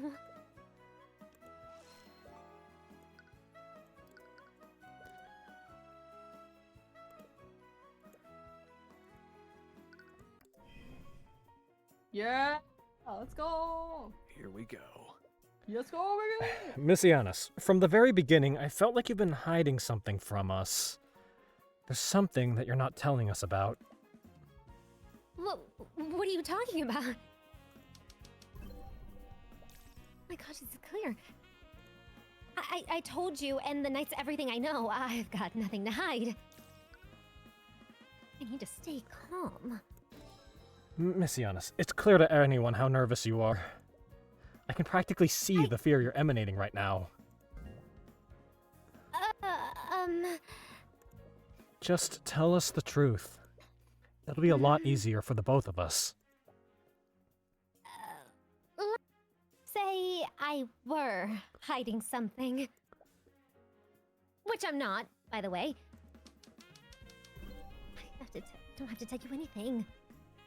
Why should I tell you anything? I know my rights.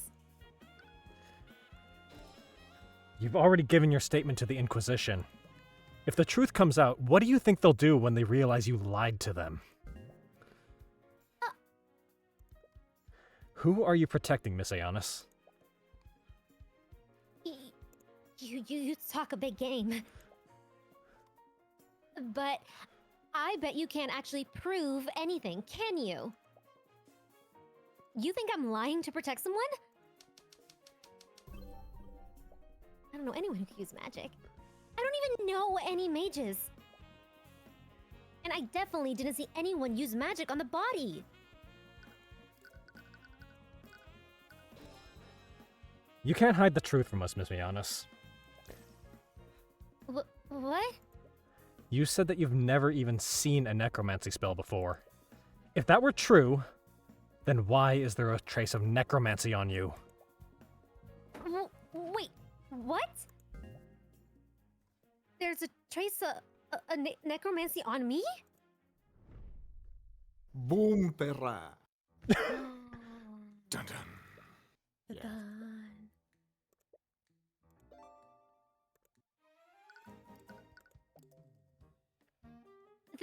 This is crazy. Why is there a trace of necromancy on me? Am I going to die? Am I going to become a zombie?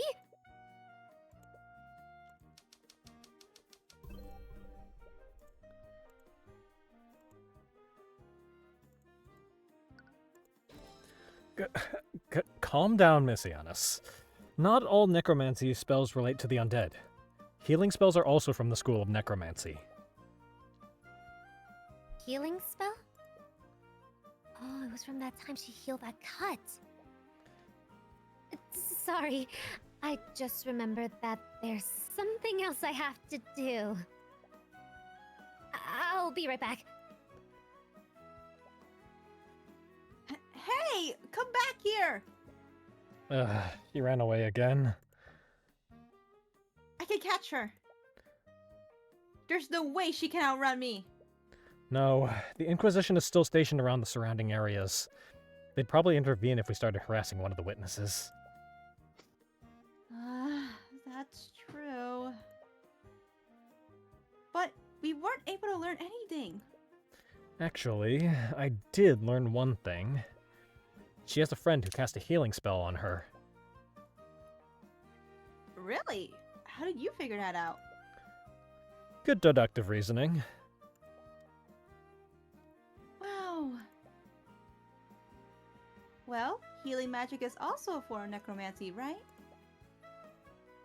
I guess that explains the trace on her. It's a good thing we know Wallace.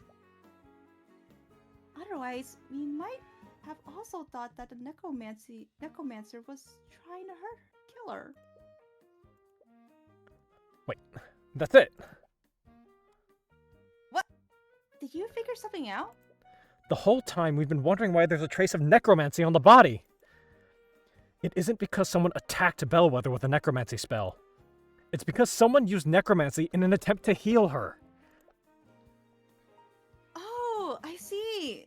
It doesn't matter what type of necromancy spell someone uses. Spells from the same school of magic leave the same type of trace. It's not just that. The body clearly has blood on it. What would happen if someone used a healing spell on a wounded body? It would close all of that body's wounds. In other words, it would remove any cuts or bruises. Well, interrogating Valentina may have been a dead end. But it still gives us just what we needed to win this case. I'm not so sure that was a dead end. What do you mean? Sorry. It's not that suspicious that she asked someone to heal her if she injured herself. But if it's only that, why would she go to so much trouble to hide it? It's too coincidental. The wounds on the body were healed by an unknown person, and the person who found the body is hiding the identity of a healer. They have to be the same person. I guess that makes sense. So, what do we do now? Valentina is definitely on to us. I doubt we'll get a third chance to speak with her. Hopefully, what we have now is enough to acquit Wallace.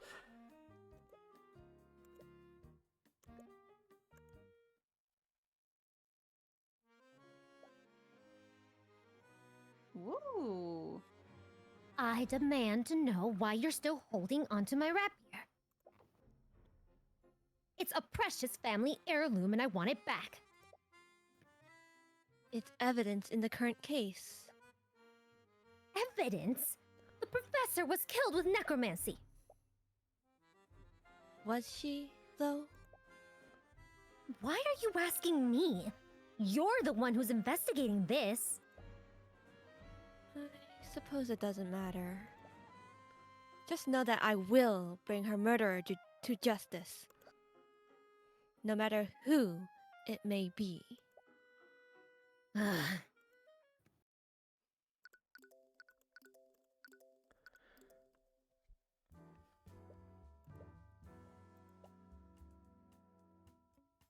Hi, Tyrion. Yeah, Celeste, don't sneak up on me like that.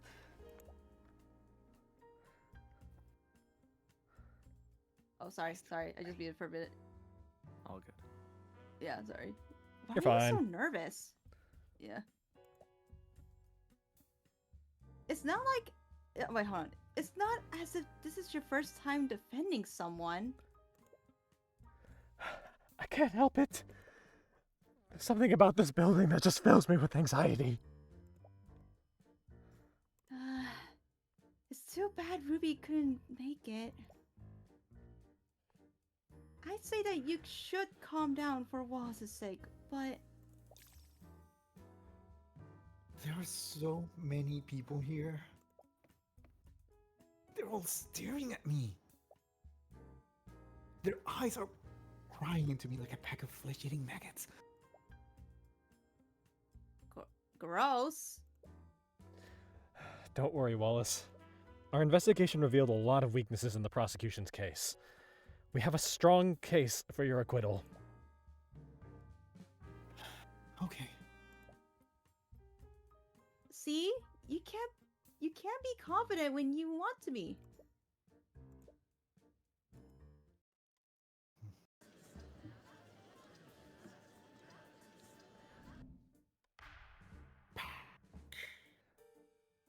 Court is now in session for the trial of Wallace Nightgrave. The prosecution is ready, Your Honor. The defense is also ready. Very well. Let's begin with the proceedings. Prosecutor Steelwind, could you please list the charges? The defendant is a student at the Wyvern Guard Imperial Academy. Mr. Nightgrave is charged with first-degree murder, negligent misuse of the arcane arts, and illegal practice of advanced necromancy. Necromancy? Do you mean to tell me that the defendant is a necromancer? I can't believe it. I can't believe Oh my god, a I'm necromancer, my surprised he's gonna goodness! summon an army of the dead if I he need to run loses. from alive! Oh man, A necromancer in this day and age? if they were all wiped out in the purges. How dare Why you doesn't the say Inquisition that? do anything about What it? the heck? This ain't What do they pay them Inquisition for? can't do anything. mumble. Rah, rah, rah, rah. Who are the incompetents running this place? What's happening? Why would we have a Taxes even necromancer? go towards? Let's Come start on. a revolution! Let's go! Your Honor, I would like to remind the court that they should view my client objectively. Of course, but one can easily see from the list of charges. Necromancy plays a large role in the charges. Indeed, the crime occurred within the academy this morning. The victim is Catherine Bellwether, a professor at the school. Although there are no witnesses, traces of necromancy were detected on the body. Furthermore, the autopsy report shows that the body has no physical wounds. I see. Necromancy is the only type of magic that can harm an individual without physically wounding them. Additionally, the alchemist report shows no signs of poison or disease. Therefore, one can only conclude that a necromancer had committed the crime. As many of you know, necromancy is held under high scrutiny by the Crown. Aside from the defendant, no other students were permitted to learn advanced necrotic magic. As such, the defendant was the only mage in that building capable of committing the murder. I see. That is certainly compelling evidence. To properly present our case, the prosecution would like to call Commander Orym White to the stand. Don't screw up this time. Yeah. Commander White, please testify to the court about the Inquisition's findings. Yeah.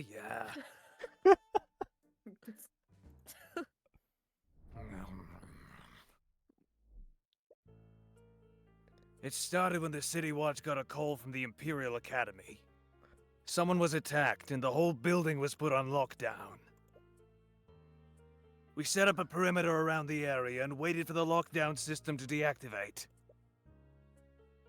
When we finally got into the building, the prosecutor personally inspected the body and detected traces of necromancy on it.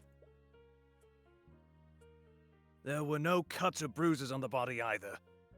The entire body was clean. With those two pieces of evidence, we concluded that it could only be the necromancer kid that did it.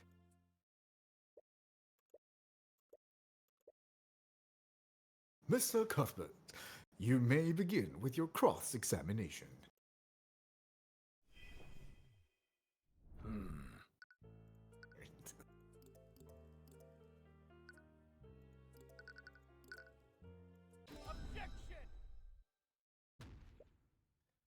Commander White, it appears that you've neglected to mention one key detail of the crime scene. Yeah, and what's that? During your testimony, you said that the entire body was clean.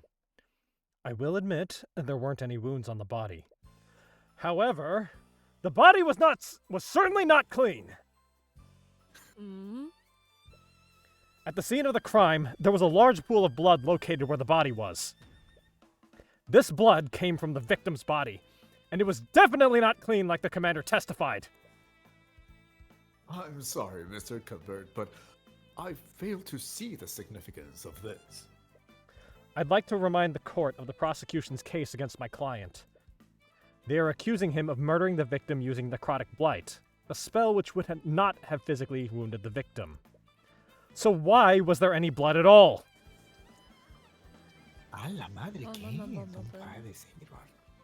Let's not get ahead of ourselves. The fact still stands. There were no wounds on the body, nor were there any reports of poison or disease on the autopsy. There are clearly magical elements in this case. But Catherine Bellwether was bleeding profusely at some point. How else would there be a bloodstain on the body? Do you have an explanation for that, Miss Steelwind? No. I'll admit that the prosecution doesn't have an explanation for that. And while I do find the circumstances questionable, all other evidence clearly points to the defendant. If the victim wasn't killed with necromancy, why was there a trace of it on the body? I'm glad you asked. I'd like to present a spell that could have left a trace of necromancy on the body.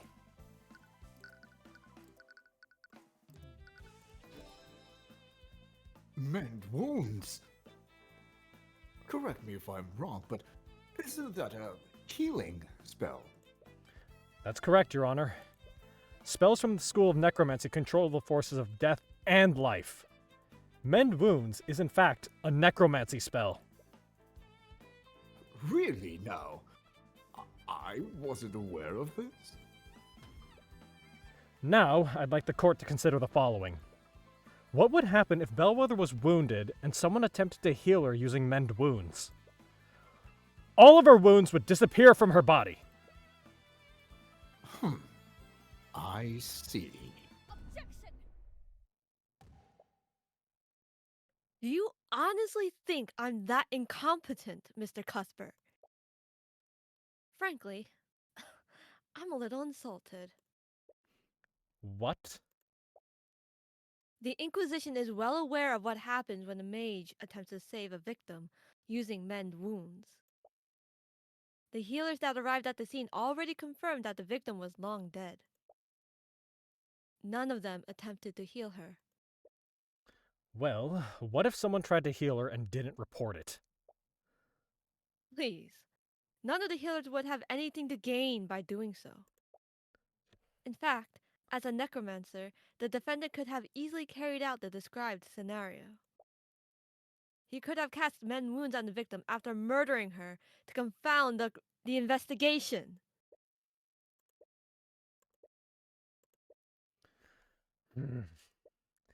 Your Honor, I will admit I don't have any evidence to support my theory. However, I do believe that we can bring it to light. There may have been 2 people that witnessed someone cast magic on the body. Valentina and Valerie Ianus, the sisters who discovered the body. Oh, what? Like they were there when it Holy, happened? what? This is nonsense. We've already questioned those 2 witnesses extensively. If they had witnessed something like that, it would have come up in their testimony. If that's true, then you have nothing to lose by hearing their testimonies. Very well. If you're so confident, let's hear the witness's testimony. It seems the prosecution has no objections. However, if this line of questioning leads nowhere, I will see no reason to further prolong this trial. Do you understand, Mr. Cuthbert? Of course, Your Honor.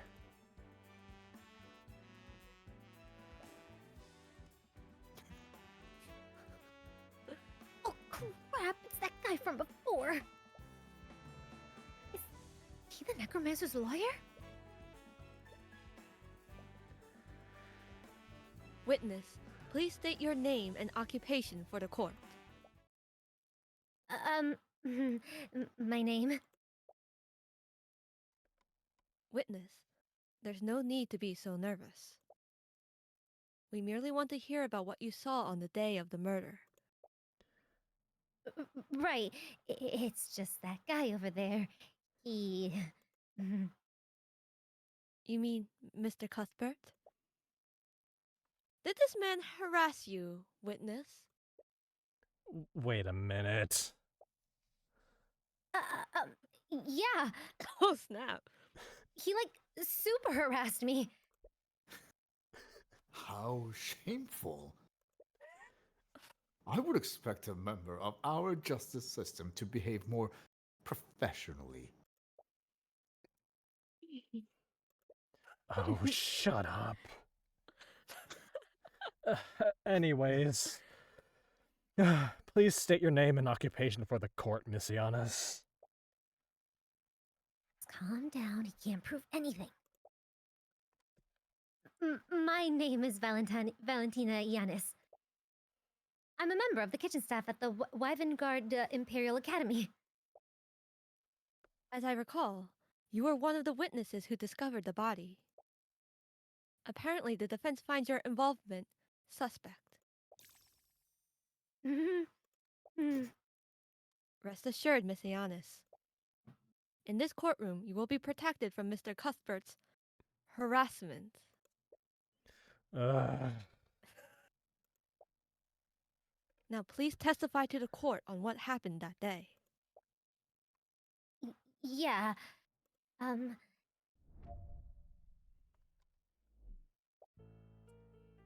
I was walking with my sister in the West Wing when we noticed something in the nearby classroom.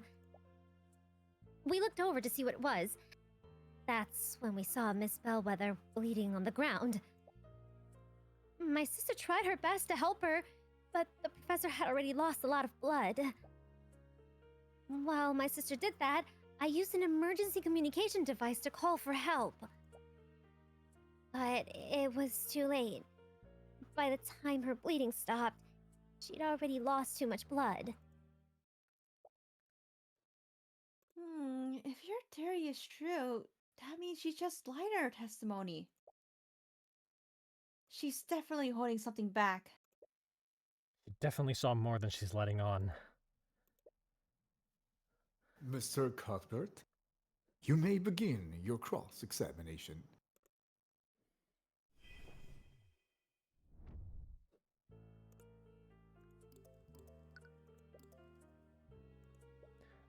Miss Ianus, how exactly did your sister try to help Miss Bellwether? What? I slipped up. Oh, my sister used first aid to try to stop the bleeding. I see. Could you please add that detail to your testimony? Yeah, sure.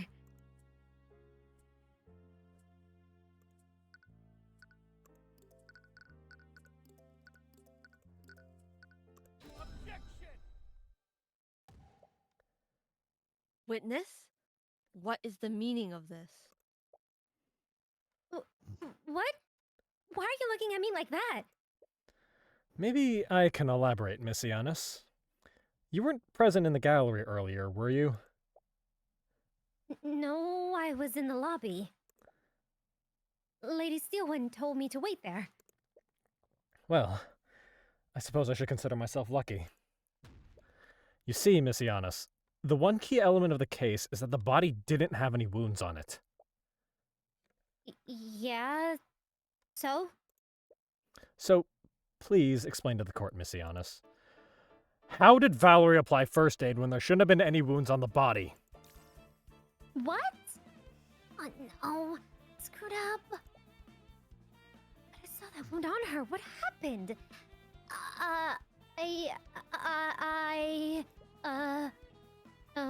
There's clearly something amiss here. But I'm afraid I don't fully understand the implications of this. Are you accusing the witness of committing perjury, Mr. Cuthbert?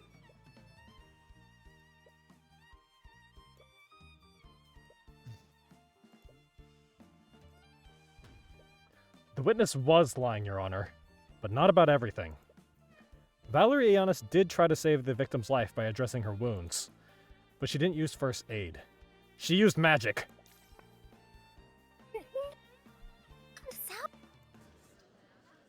Oh my god, what the heck? I'm sorry, Mr. Cuthbert, but your theory is completely flawed. How so, Miss Steelwind? Well, it's quite simple. We've already verified that neither of the sisters are mages. What? Wait, how can you be so sure? During the investigation, we had both the Ianus sisters attuned to a spell compendium. It's standard procedure for the Inquisition when interviewing witnesses. Then that means... That's correct. Neither of the Ianus sisters could attune to a compendium. That's right. The Inquisition checked us both. Phew. That was close. Neither of us are mages.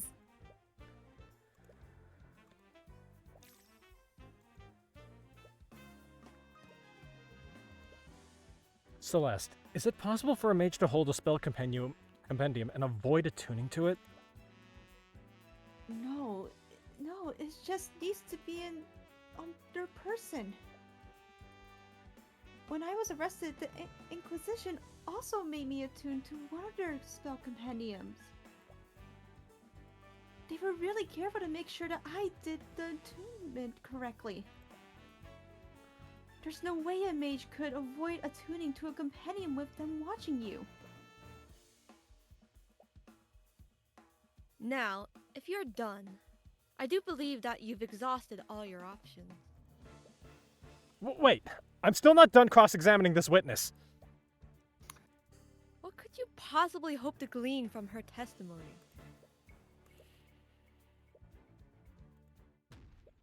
There's one key element of her testimony that the court is overlooking. I have a right as an attorney to complete my cross-examination. Your Honor, the defense is clearly trying to buy time. I might be compelled to agree with you. However, I'll also admit that some elements of the witness testimony are quite peculiar. I will allow the defense to perform one more cross-examination. But know that this is your last chance, Mr. Cuthbert. If you produce nothing substantial, I will pass my verdict. Of course, Your Honor. Witness, please give your testimony once more. Okay. Damn it, how long does he plan to keep me up here?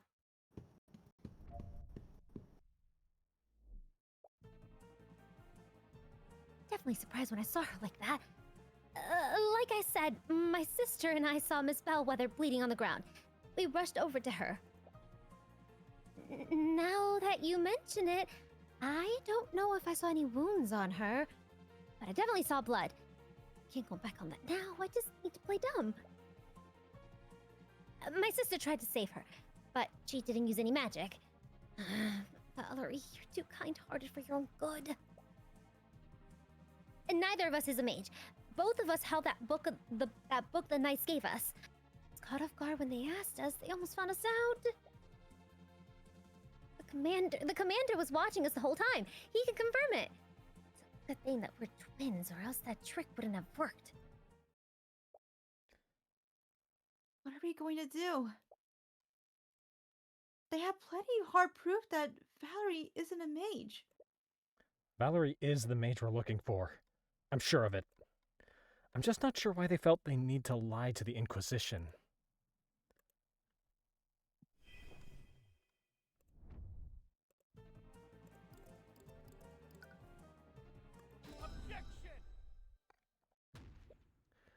Miss Ianus, your thoughts betray you. What?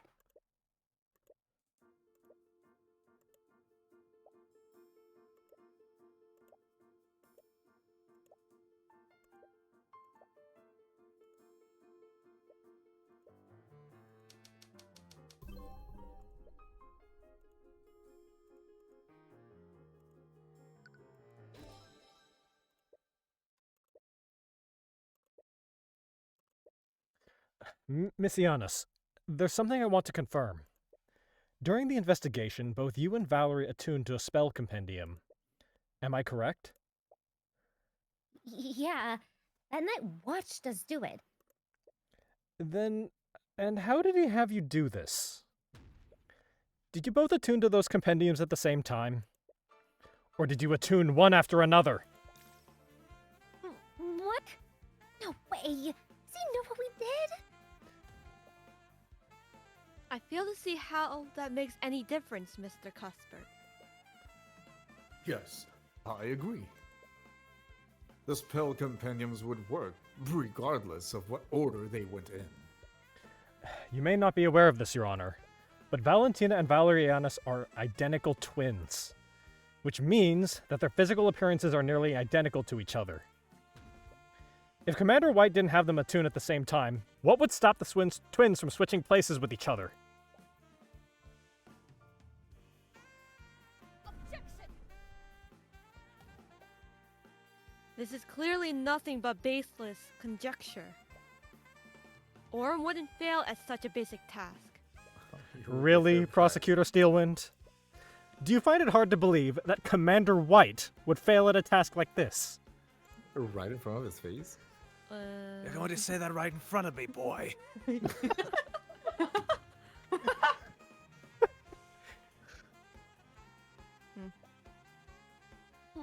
a minute. This is crazy. We didn't trick the Inquisition. My sister and I are not mages. Then prove it, Miss Ianus. Bring in your sister and we'll have you attuned to 2 spell compendiums at the same time. No, wait. Oh, she was gonna have it. Oh my They god. actually took the The Inquisition? hammer. Holy shit. Order in the court! It's clear that we won't get anywhere unless we test the defense theory. Bailiff, escort Valerie Ianus to the stand and bring 2 unattuned spell compendiums. I'm running out of breath. Mm, They both had their hands on those compendiums for the last 10 minutes. There's no way they can fake it in front of this many people.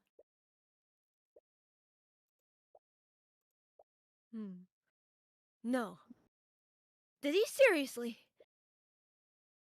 What is it, Prosecutor Steelwind? What did you see? What I see is Commander White seeking new employment in the near future.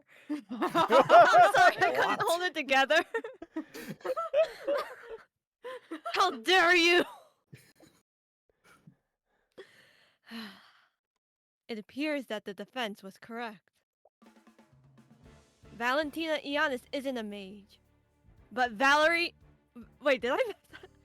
But Valerie Ianus is! Oh my god. Oh, Wait, it actually worked? What's more, Valerie Ianus' compendium contains the Mend Wound spell, which makes the defense's theory entirely plausible. please, just allow me to explain. We should allow you to explain what, exactly. You're an unregistered mage. You and your sister have made fools out of all of us with your perjury. How would you know what it's like, Lady Steelwind? What? Did you think we didn't notice your name? You're not like us. You don't have to hide. Whatever. This whole situation has gotten out of hand. I didn't think hiding it would cause so much trouble. And I won't let someone go to prison because of me, even if he is a necromancer. Please, let me testify about what I saw. I'll tell you what really happened that day. Very well. But understand that there will be repercussions for your actions, witness. Yes, I know.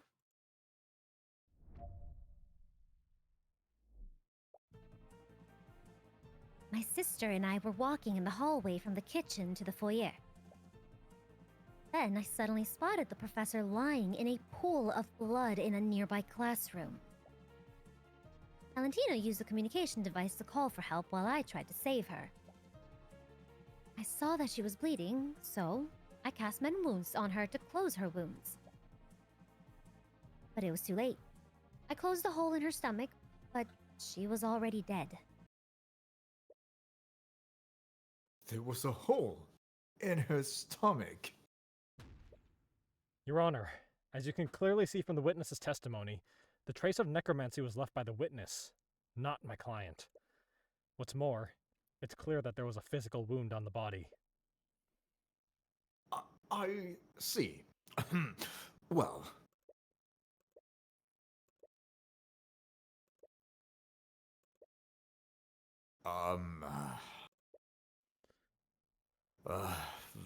Very well. The court sees no reason to prolong this trial. With these new developments, the court has no choice but to find Wallace Nightgrave not... Objection! Oh! Why? I believe the court is ignoring one key detail of the witness's testimony. And what would that be, Miss Steelwind? Let's re-examine the witness's testimony. Valentina used a communication device to call for help while I tried to say— Oh, that's a memory section. Wait. oh, that's a Oops. The communication device that Valentina Ianus used logs the time of day during each use. From this log, we know that Valentina used this device at 3:04 p.m. This was an hour after the time of death. Where are you going with this?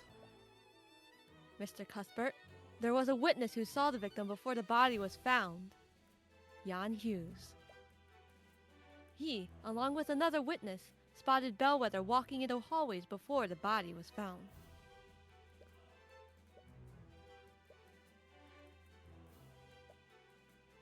"20 to 30 minutes before the body was found. Do you see the discrepancy, Mr. Cuthbert?"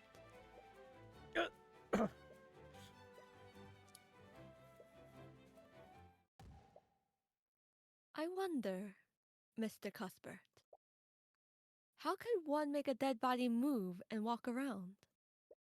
No, you can't mean. There was more than one piece of evidence that pointed to a necromancer committing the crime. The defendant murdered the victim and used necromancy to animate her corpse. Dead? Within the Imperial. No, they didn't. I can't What? believe But that's it. unheard What of are in the this day teachers and age. They doing? really did make an Who? undead army. Why? my God. How? When? Ugh. Oh, that's gross. Reprehensible. Corpse Disgusting. fucking What do they about in teach the you hole. at school? Ugh. Holy shit. Oh my Should god. cut their funding. That's ridiculous! She had a hole in her stomach when the twins found her! Hughes would have noticed that!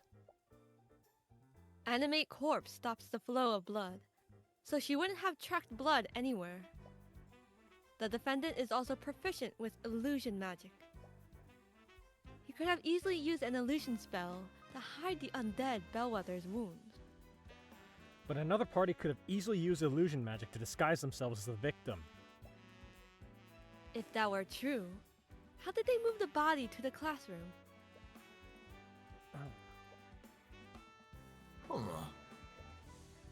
Miss Steelwind, if your theory is true, it would mean that the murder occurred elsewhere. Would the Inquisition happen to know where, for once? Regrettably, we do not, What a surprise. because someone sent in the resignation letter. Then the prosecution's case against my client is still faulty. You can't convict my clients without more evidence! I agree with Mr. Cuthbert. With these new developments, the court seems it fit to suspend the trial for the time being. We will give law enforcement time to investigate those unknowns. Court proceedings for this case will resume tomorrow morning. Only like one day? Court is adjourned. Adjourned? You can do I it in am a 24 hours. foreigner. You'll excuse my pronunciation. These are some Oh, geez. speedy trials. For real. I know, 24 Yeah. hours to investigate a crime scene and make it quick. Start running. Is it good? Hey, are you feeling okay?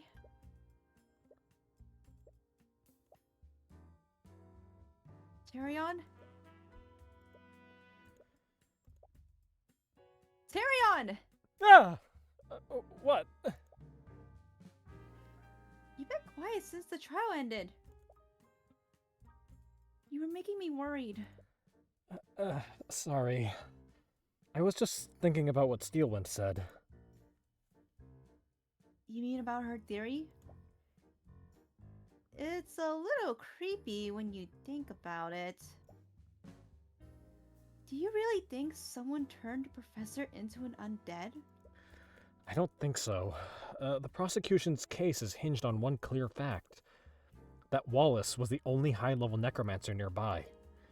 We have to assume that he's the only person capable of using that type of magic.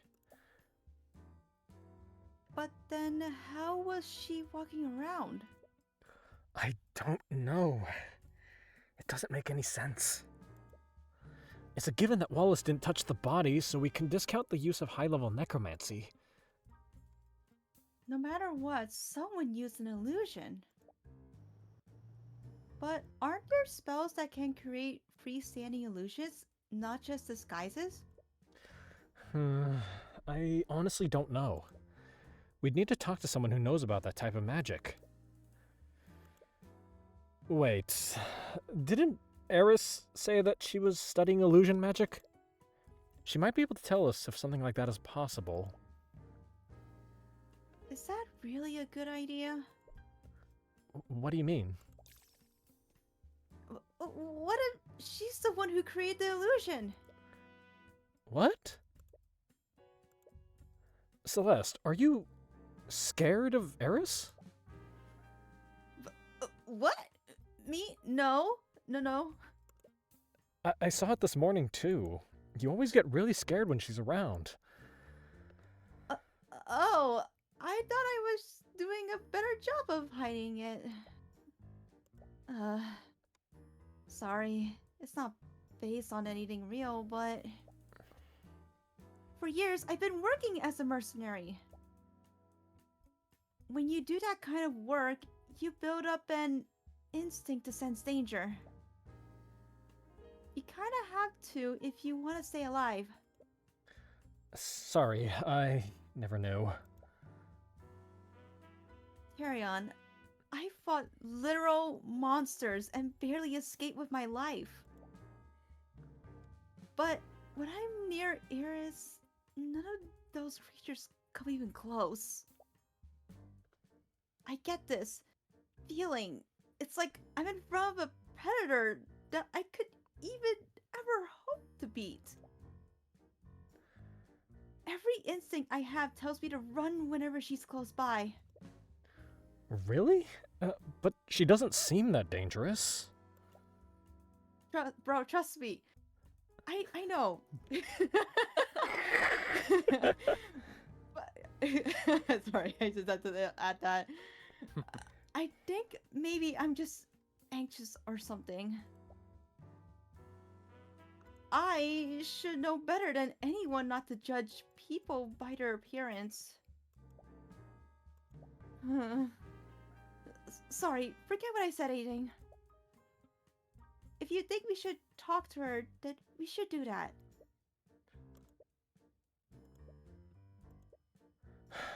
But aside from that, there was also something else that the prosecutor said.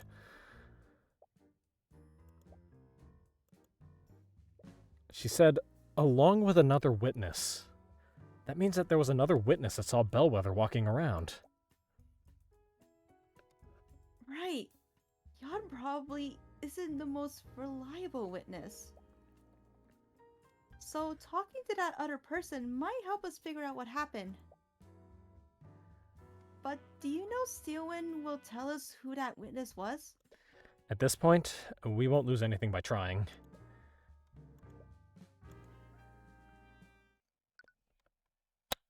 And I think that's where we should put a pause on this. It's getting interesting. There is another day of Yeah, investigations and man. another day of trial. Oh, Yep. The fun will resume at another time. So we will pick this back up Oh. next week. let's go. Let's go! Let's go! Yeah! Celeste got new magic! Let's go! Got new spell! I get scanned! For investigative purposes. Yeah, obviously. Important to make that distinction. Well, obviously for investigation purposes. Yes. Yes.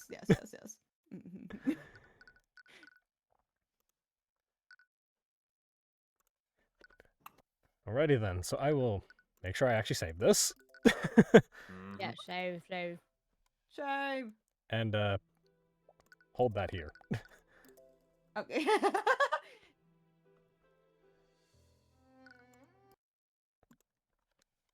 So, with that all Yay! done, Thank you so much.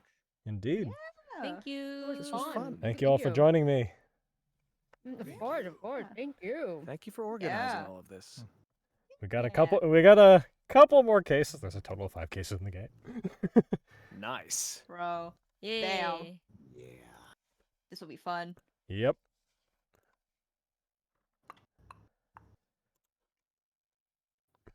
So, What do we do now?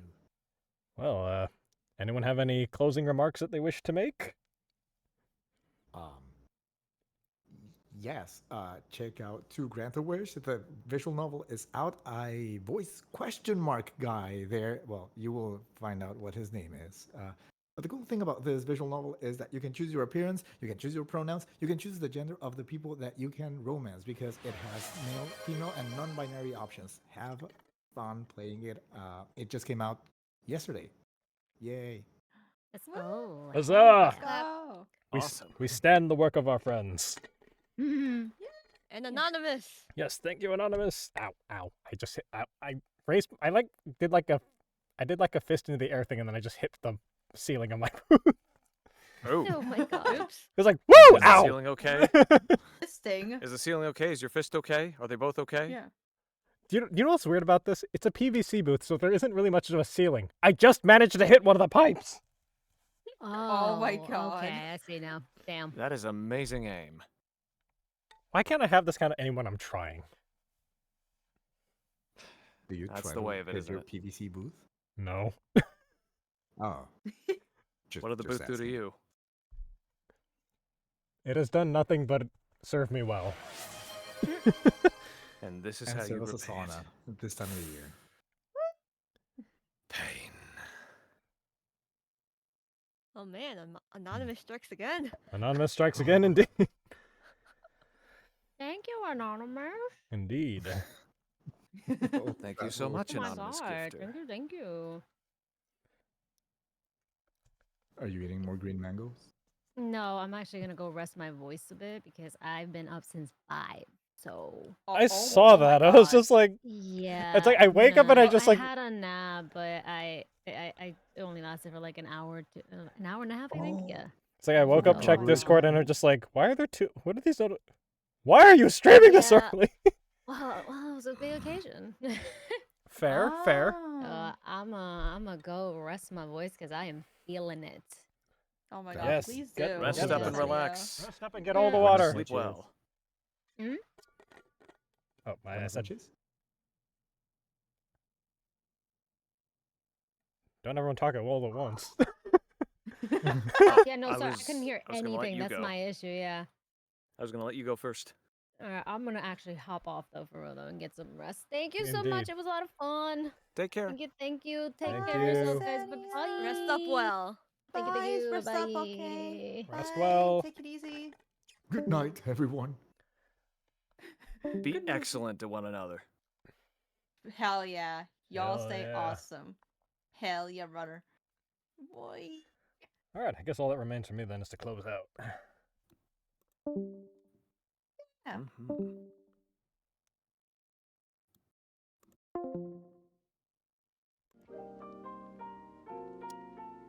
All right. If I log. All right, I have that as my entrance sound on a. Oh wait, no, nobody heard the entrance sound. Anyways, yeah, I didn't have my model active this time around because I was recording from my booth today. I probably will do it for the future, but oh dear lord, it is warm in here.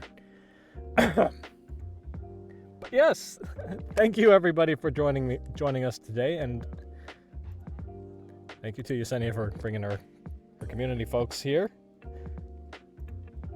Thank you, Pop, for the hydrate. I hope you all enjoyed this, and we will be continuing this. We got 3.5 more cases to finish.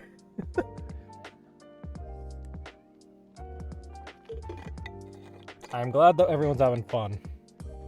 And, you know, this being a first time, there's definitely a little bit of and yes, Mag, thank you too for bringing friends over. But yes, this is the first time I have done this, so there's definitely a little bit in the way of scuffness, which hopefully next time I do this, which I definitely will because this is really fun to do. Just maybe with a shorter game. But yeah, maybe next time I do this, it'll be a little bit less scuff. But for now, the VODs for this will be available on YouTube on my YouTube channel if anybody has missed it or otherwise wants to go and revisit some of the chaos. With that all in mind, you know what's kind of nice about the... Oh no, not... Nick, I'm gonna refund that to you because That cannot be heard. With I probably should let the desktop audio go through on the chat window, and that did not go through.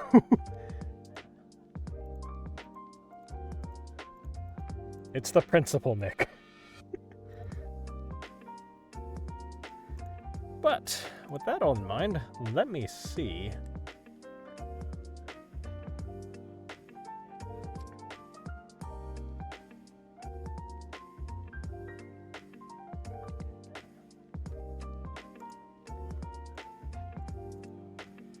That's true. It is the principle of it rather than the audio. But that will be all for today. Let me send you off to somebody who is pretty much doing something very similar. I think. Or at the very least, playing the game that inspired the one that we're dubbing. I will send you off to Rin Tai Cho for today. But again, thank you all so much for joining me tonight, and please look forward to the next episode. Until then, though, have a lovely evening.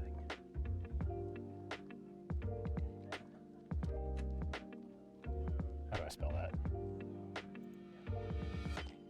Okay, good, I got the right spelling.